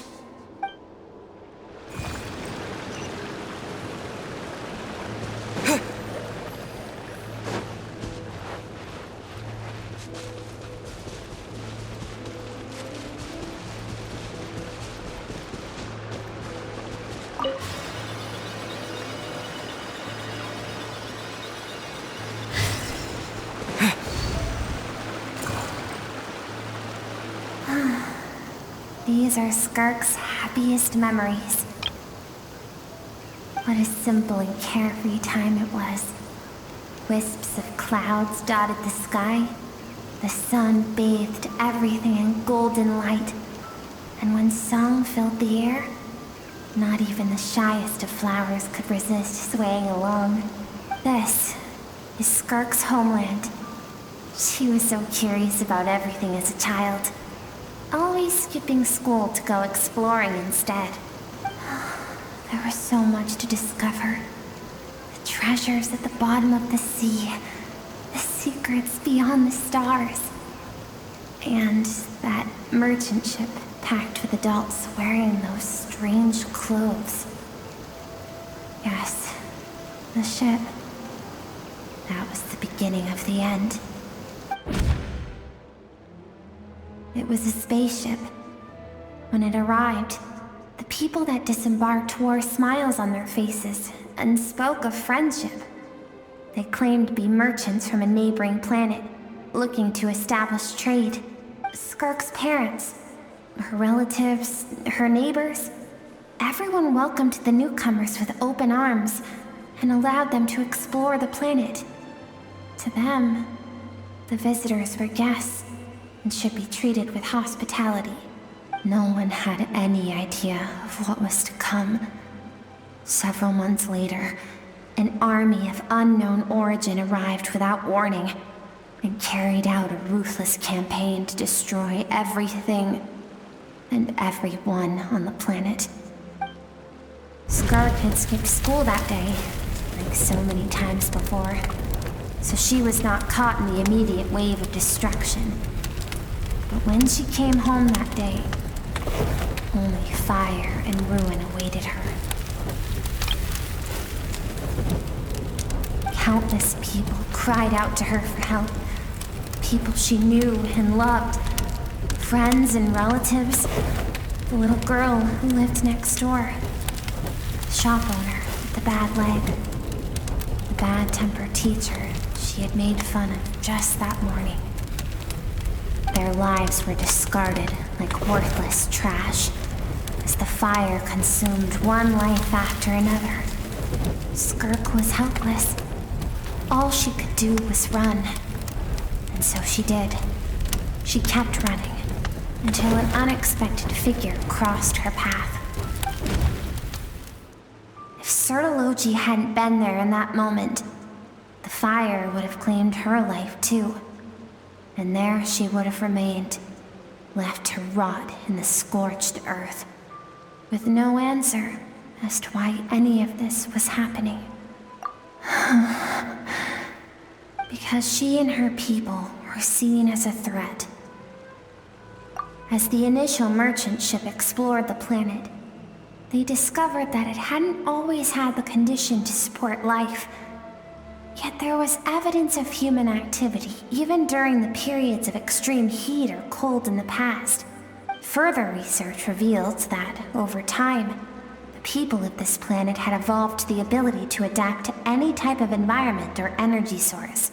For that reason, the outsiders viewed them as a potential threat and decided to eliminate them before the threat could rear its head. And so, the army was called, and the so-called danger was wiped from the face of the planet. Senseless, isn't it? Deemed a threat because of a gift they didn't even know they had. Perhaps it was their own innocence and kindness that doomed them.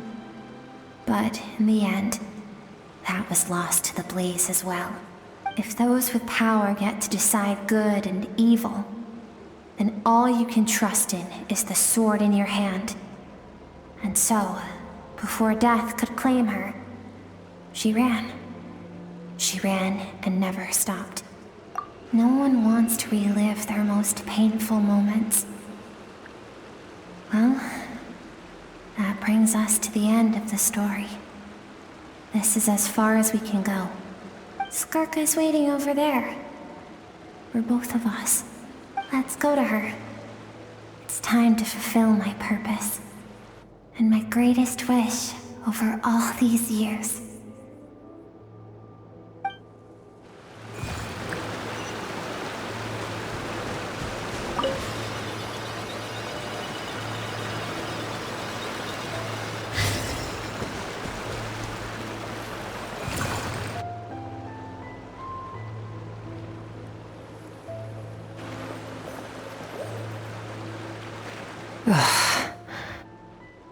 So all this, just so you could bring him here.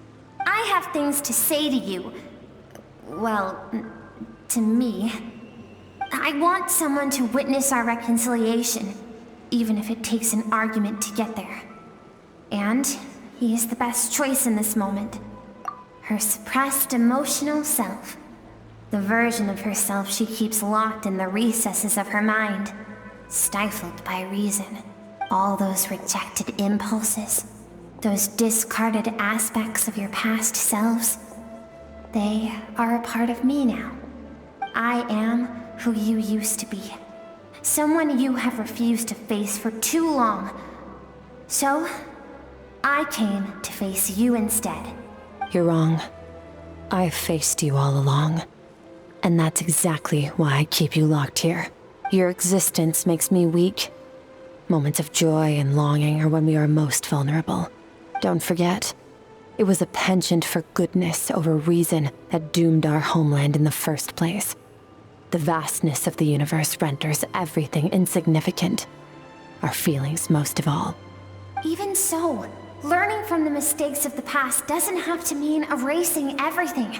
Strip yourself of your so-called weaknesses, emotions like kindness and empathy, and what makes you any different from the ruthless soldiers who slaughtered our people?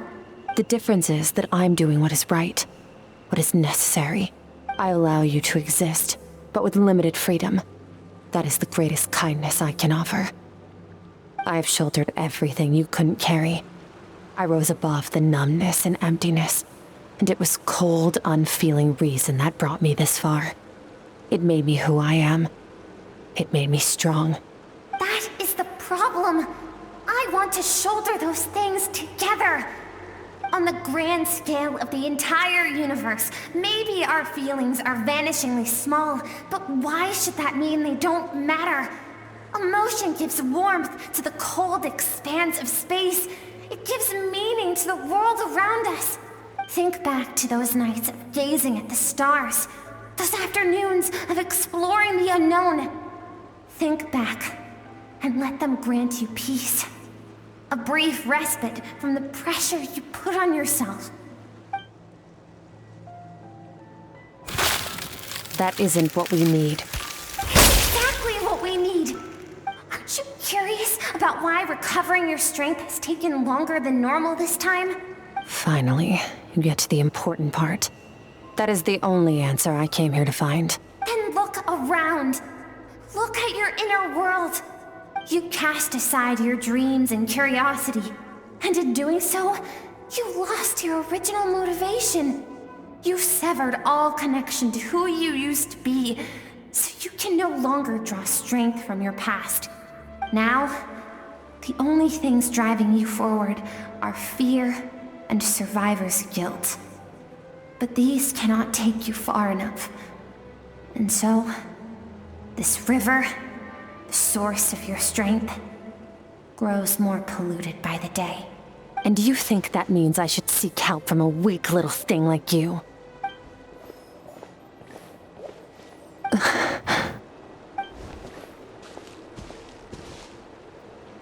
Thank you for saying that.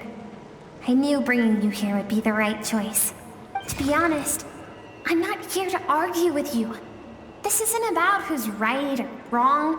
And in fact, I agree that in order to make it through the wake of that tragedy, we had to distance ourselves from the pain through reason over emotion. But what is right at one point in time isn't always right forever. I know you will never forget that fire. I know the fact that you were the sole survivor fills you with guilt. And I know that among the voices that haunt you, mine is there too. Because deep down, you know that you didn't turn out to be the person you wanted to be. All those unfulfilled hopes are like knives to the heart. And I don't want you to hurt anymore. So even if you can't accept me, I hope, at least, that you can let go. I keep thinking, maybe it would be better if I had died. I wouldn't be haunted by that fire all the time. I wouldn't have to go on like this.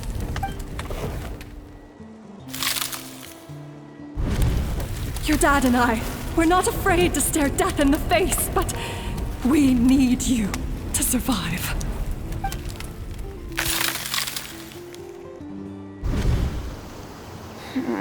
I'm sick of being a kid.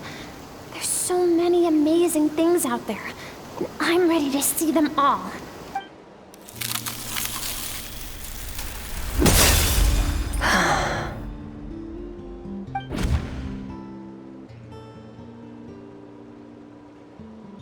I remember. There was a song Mom and Dad always sang when we went out to fetch water.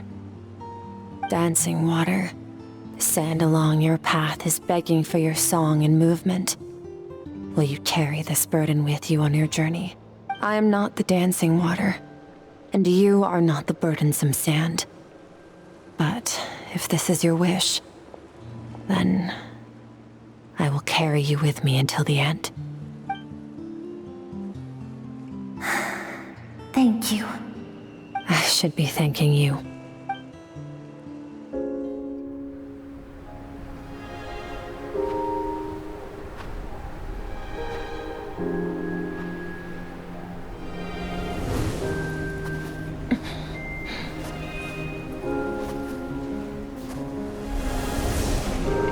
Run, Skirk, run!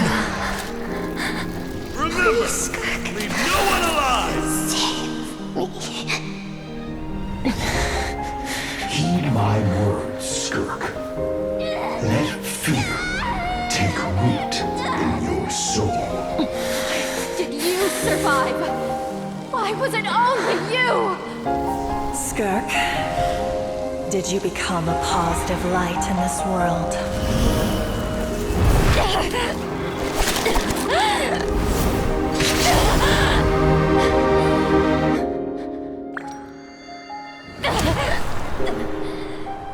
Hey, this doesn't have to be the end.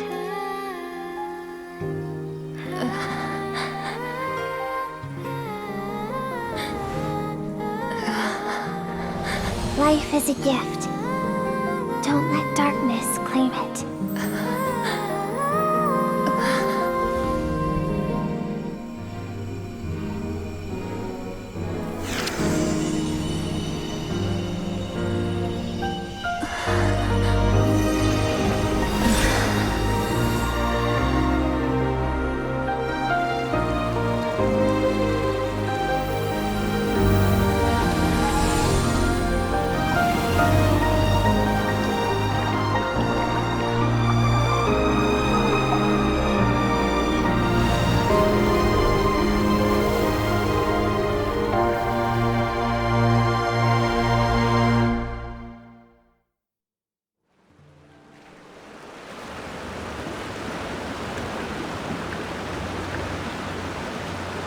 So, you saw my memories then. I once asked my master if survival of the strongest was the law of the universe. He said no, but in a world without order, those with no moral boundaries tend to be the ones who survive. That's why, after hearing his answer, an idea came to mind. An idea that, one day, I would create a new world order. One in which there would never be another tragedy like that fire. One in which power was not the law of the land. But that means I must defeat him. Because my master, Sertologi, is, at the core, a defier of all rules and order. Yes, and not just because of the gap in our abilities, but also because I have no reason to see him as an enemy. Although his decision to train me was not made out of kindness, he did everything a master should. He saved my life, taught me the sword and the principles of strength. And for that, I respect him. I know, and it's not something I want. But Master never goes back on his word. I have to treat everything he says as a promise. He's no longer into that, but he sends me messages through the abyss every now and then. Most of them are simple greetings, or an answer to one of my questions. Every time I hear from him, my heart skips a beat. And I wonder if this is the moment where he'll finally appear before me and tear down everything I've built to pieces. Maybe that means I do live in eternal fear, just like he said. Yes, I respect him, but I'm also afraid of him. And for that reason, the pursuit of strength consumes every moment of my life. I don't know what Master has planned, but I have to be ready.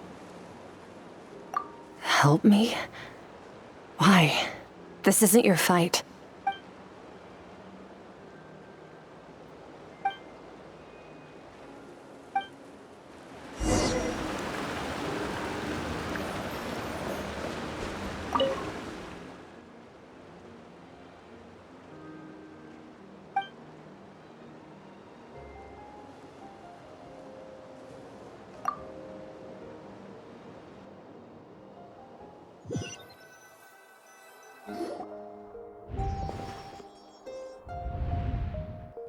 Oh, you're finally awake!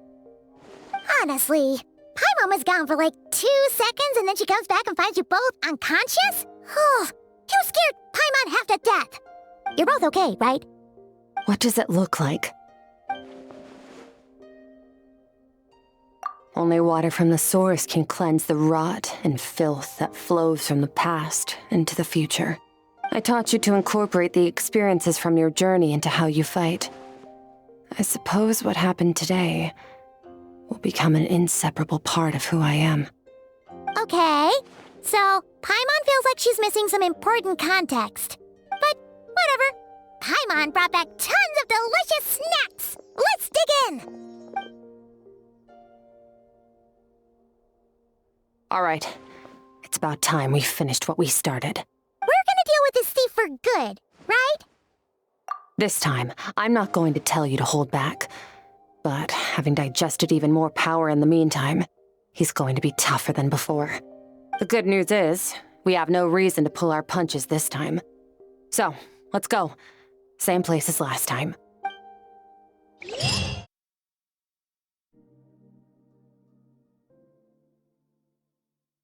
fog is gone! Wait, isn't that the form the all-devouring narwhal changed into? How come he knows that, too? Really? So, you're telling Paimon that giant whale and this guy can both turn into the fowl? How does that work? It's a subconscious instinct. Any intelligent being who longs for his level of strength is bound to mimic his appearance. It's a natural response after encountering someone as powerful as Master. To them, he represents ultimate power. We know the person before us has encountered Master, and we know he stole a portion of my power. So it's not surprising that he would assume this form. Okay. Oh, the closer Paimon looks, the more intimidating it gets. Nervalette isn't here this time, so it's up to us. He won't have the nerve to steal again after we're done with him. Let's teach this guy a lesson.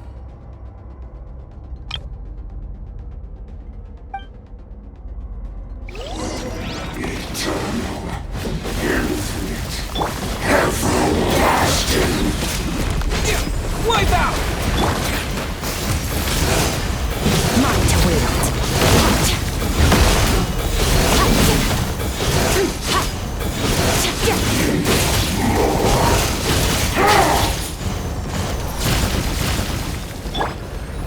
Haven't forgotten your training, I hope.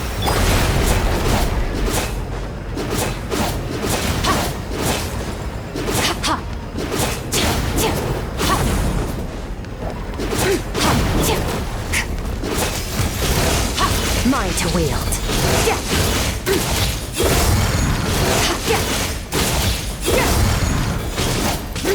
The star shall be his crown. What?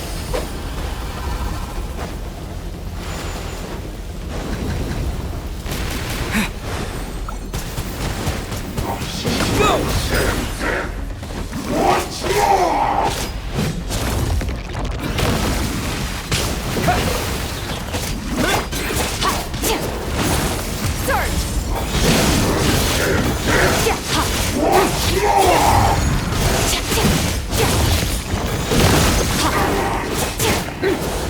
Future beyond this world.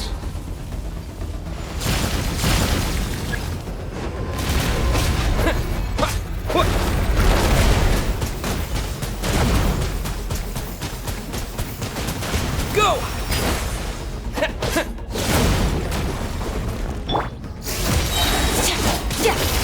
Into the void!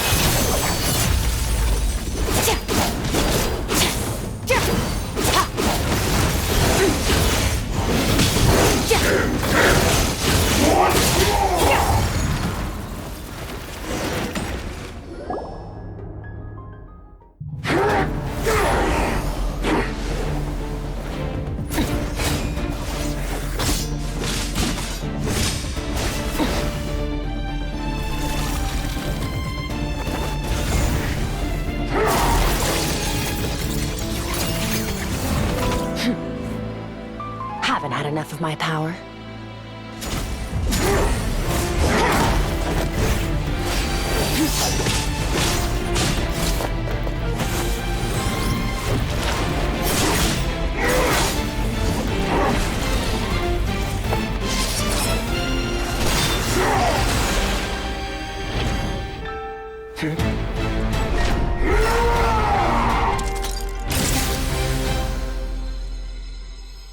Well then, let's see how much more of this power you can handle.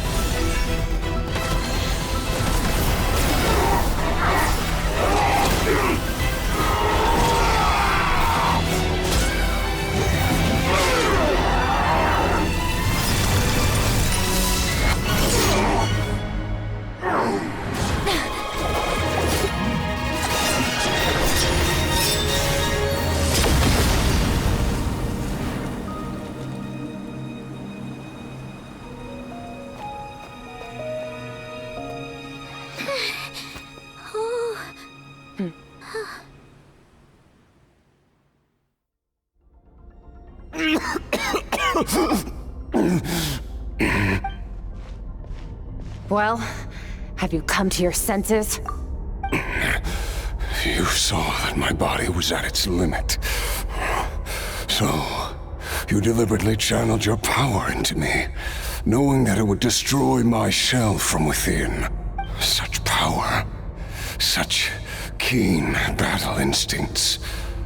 So, you must be... Skirk, Sertologi's disciple. How long has it been? How long has he been away from Tevat? Hundreds of years. Hundreds? Sorry. It's a lot to take in. I should introduce myself. I am Skofnungar, a friend of your master and one of his followers. This is the first time I've heard your name, Skirk. But hundreds of years ago, I knew you existed. And I knew you would come here. Hundreds of years ago? Sounds like you and Master have quite the history. Care to tell us about it? Of course. Might as well take advantage of a clear head while I can. The story starts a long, long time ago. I was born into a noble family in Conria. As the eldest son, I was set to inherit our title. But I contracted an incurable illness as a child, and everyone gave up on me. I trained the sword harder than anyone else, defeated all of my peers. But it was all in vain. When other people looked at me, all I saw in their eyes was pity or a strange glee in my misfortune. Even my parents were just waiting for me to die. Over time, my heart hardened, and I became aimless. That was the point where I met your master, Sertologi. We were similar in age, but different in background. He was born in prison, the son of criminals who had been sentenced to death. He spent his childhood wandering the streets, facing more criticism than the literary works in the Universitas Magistrorum. Yet, he always wore a smile on his face, as if kindness and malice were one and the same, and he could not see the difference. I still remember what he said to me when we first met. You need to fight to survive. Even if it's a losing battle, it should light a fire under you. How can you sit back like this and go down without a fight? That does sound like something he would say. He was the first to acknowledge that I was worth something, and he inspired me to keep going. When we sparred together, it was the first time I'd actually felt the thrill of combat. When I was 10, he stole forbidden research materials and managed to cure my illness. It was like there was nothing in this world he couldn't accomplish. When it came to the human form, he was always intent on pushing the boundaries of possibility. But somewhere along the way, I fell behind. My talents were nothing compared to his, and at some point, I realized he had pulled so far ahead, I was too embarrassed to even ask him to spar. After his grand endeavor was successful, he sought me out and said to me, "This planet no longer holds anything of interest to me, so I'm leaving. But first, I have an offer. I can use a power I have just refined to break the curse of immortality for you. Your death was once what we worked so hard to prevent. But the immortality you now face is a different kind of pain altogether." I'll pass. Immortality doesn't sound so bad to me. Since I can't die, it means I have an infinite amount of time to get stronger. Maybe I'll finally catch up to you one day, and we can spar like we used to. Are you sure? I cannot say when I will return. Your body, or rather, your soul, might not be able to withstand this curse. All I can do is try. After all, a wise man once told me, people need to fight for their own survival. Wise indeed. Nevertheless, if you grow weary of the pain of immortality and wish to experience a good sparring match before you wither away, seek out my disciple. Disciple? Never thought I'd hear that word coming from you. Nor I. But Betwixt said I was destined to find a disciple out there in the universe and bring her to Tibet. You know as well as I, Betwixt's prophecies are never wrong. Well, now I'm curious about who this disciple of yours will be. All Betwixt said was that one day, the stars shall bow in her honor. Sounds pretty impressive. Of course. Only the most outstanding people would have the right to become my disciple. Still self-assured as ever, I see. But you're not wrong. I'll be leaving then. Oh, and if you are serious about getting stronger, I left you a little gift in the primordial sea. As I've said before, walk whatever path you want. Freedom means even the wicked get to make their own choices. Waiting for me in the primordial sea was the all-devouring narwhal, already beaten into submission by Sertologi.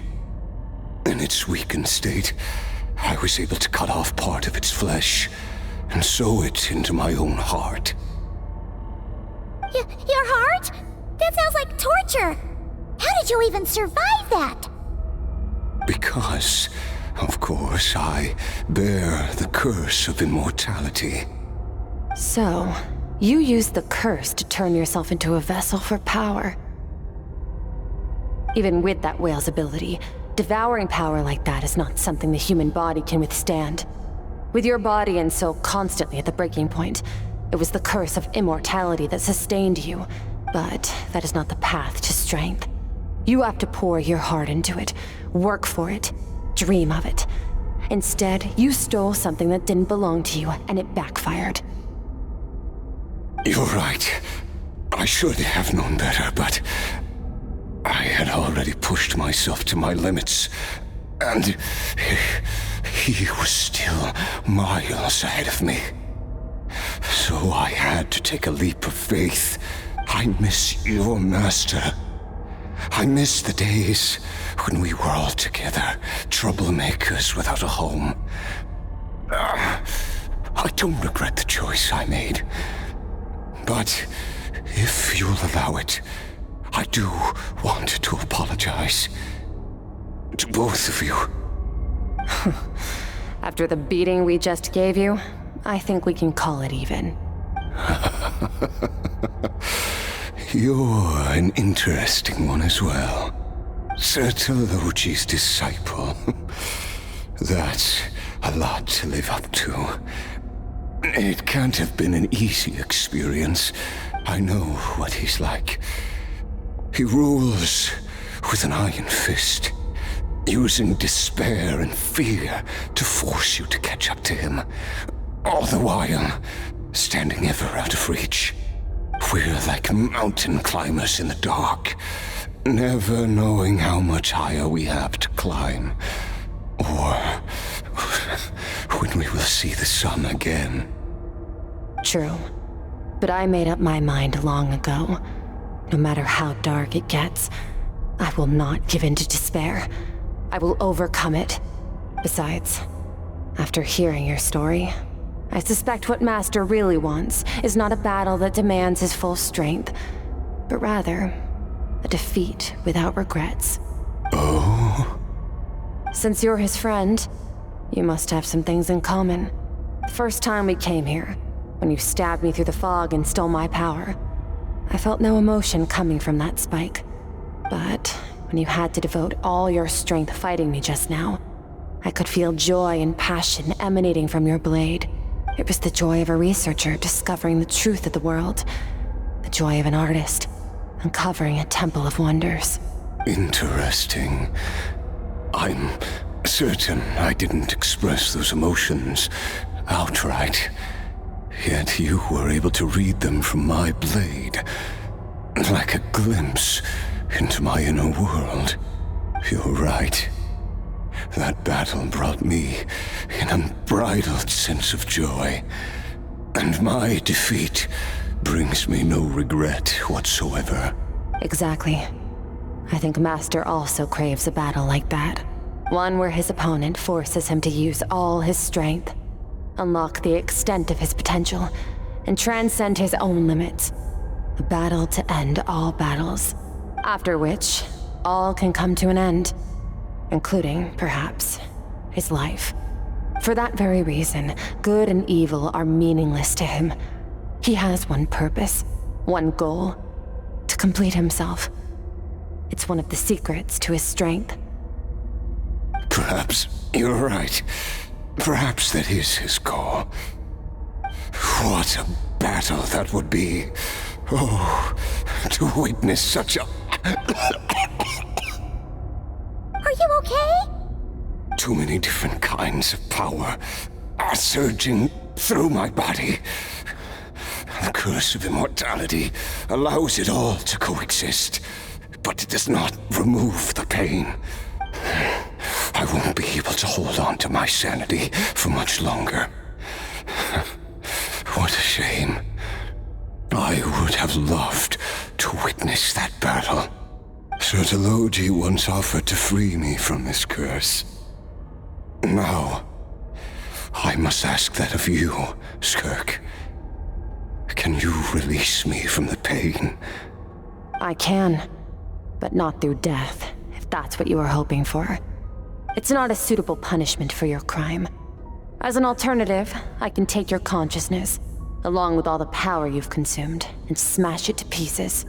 The impurities will dissipate, and under the curse of immortality, your mind and body will regenerate.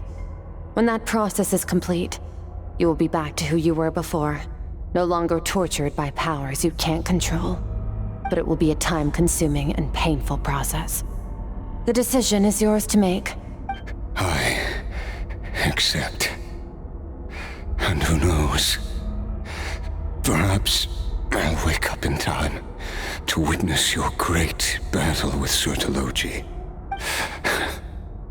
I have faith that you'll be able to stand against him one day. Though I know it'll be a long and arduous road. If we are climbers in the dark, it appears the dawn has finally broken for me. But your ascent continues. At least, it looks like you are not alone on your journey. I will reach the top of this mountain, no matter what it takes. And you, Skafnungur, will be my witness at the end of all things. That's finally over. Let's get out of here. Huh! At least we don't have to make a mad dash for the exit like last time.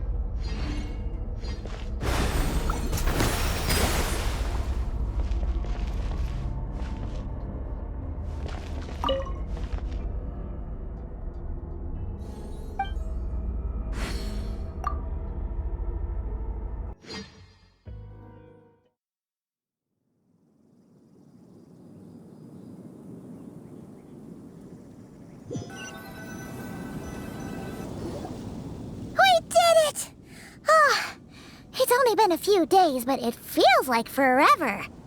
Once again, we've proved there's nothing we can't overcome. We're just that awesome. Wow, you sound even more confident than usual. Guess you really have become stronger. Today sure went by fast. It's night already. Oh wait, that reminds Paimon. The stars you mentioned, the ones that died out, are they back now? Yes. The power Skafnungur stole has been returned. So, the stars have regained their light. Great! Huh, it's crazy that you even noticed their light was gone. There are so many stars in the sky. If a few disappeared, Paimon definitely wouldn't be able to tell. I suppose it's because I have gazed upon this sky for centuries. The false stars, hanging in the meticulously planned sky, glittering with rotten light. It's not real. And yet, it is for that very reason that I can look upon it and enjoy the momentary peace it brings. Even the most beautiful of bubbles has to burst. We will return to the real universe one day, whether of our own volition or not. Time marches ever forward. Even the innocent and naive will taste life's bitterness.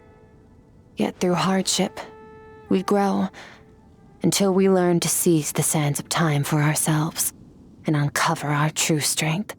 Though we gaze upon a false sky, its vastness and majesty is palpable. One can only wonder, what is it going to take for kindness to reign supreme in the vast expanse of the universe? Ugh, this is all going over Paimon's head. But if she knows one thing, it's that the Traveler always finds a way. Ever since we met, he has filled Paimon's days with happiness. No matter how tough things get, he always finds a way to make it better. If it's too big a job for one person, then we'll do it with two. And if two's still not enough, then three. We've met so many amazing friends and accomplished so many amazing things. As long as we don't give up, we can make any wish come true. I suppose when it comes to you, anything is possible. Well, I should be going.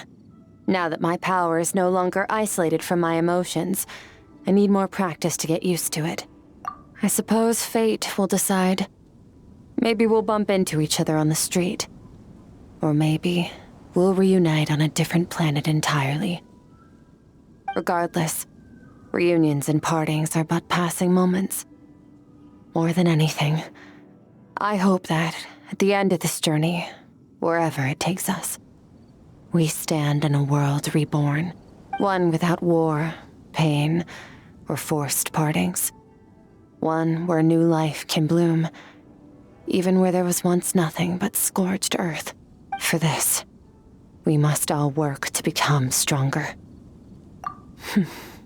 If that's what you want to call me, I won't object. Goodbye.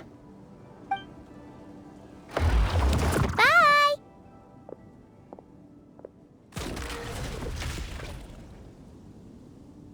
Is it just Paimon, or is she being nicer than before? We definitely count as friends after all that, don't you think? Hey, what do you think about camping here tonight? There's nothing quite like sleeping under the stars. Come tomorrow, we can continue our journey.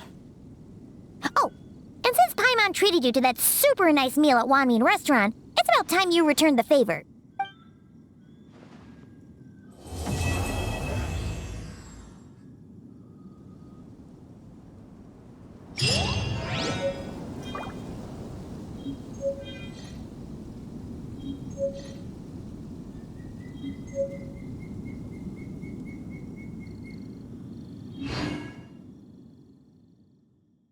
Osmanthus wine.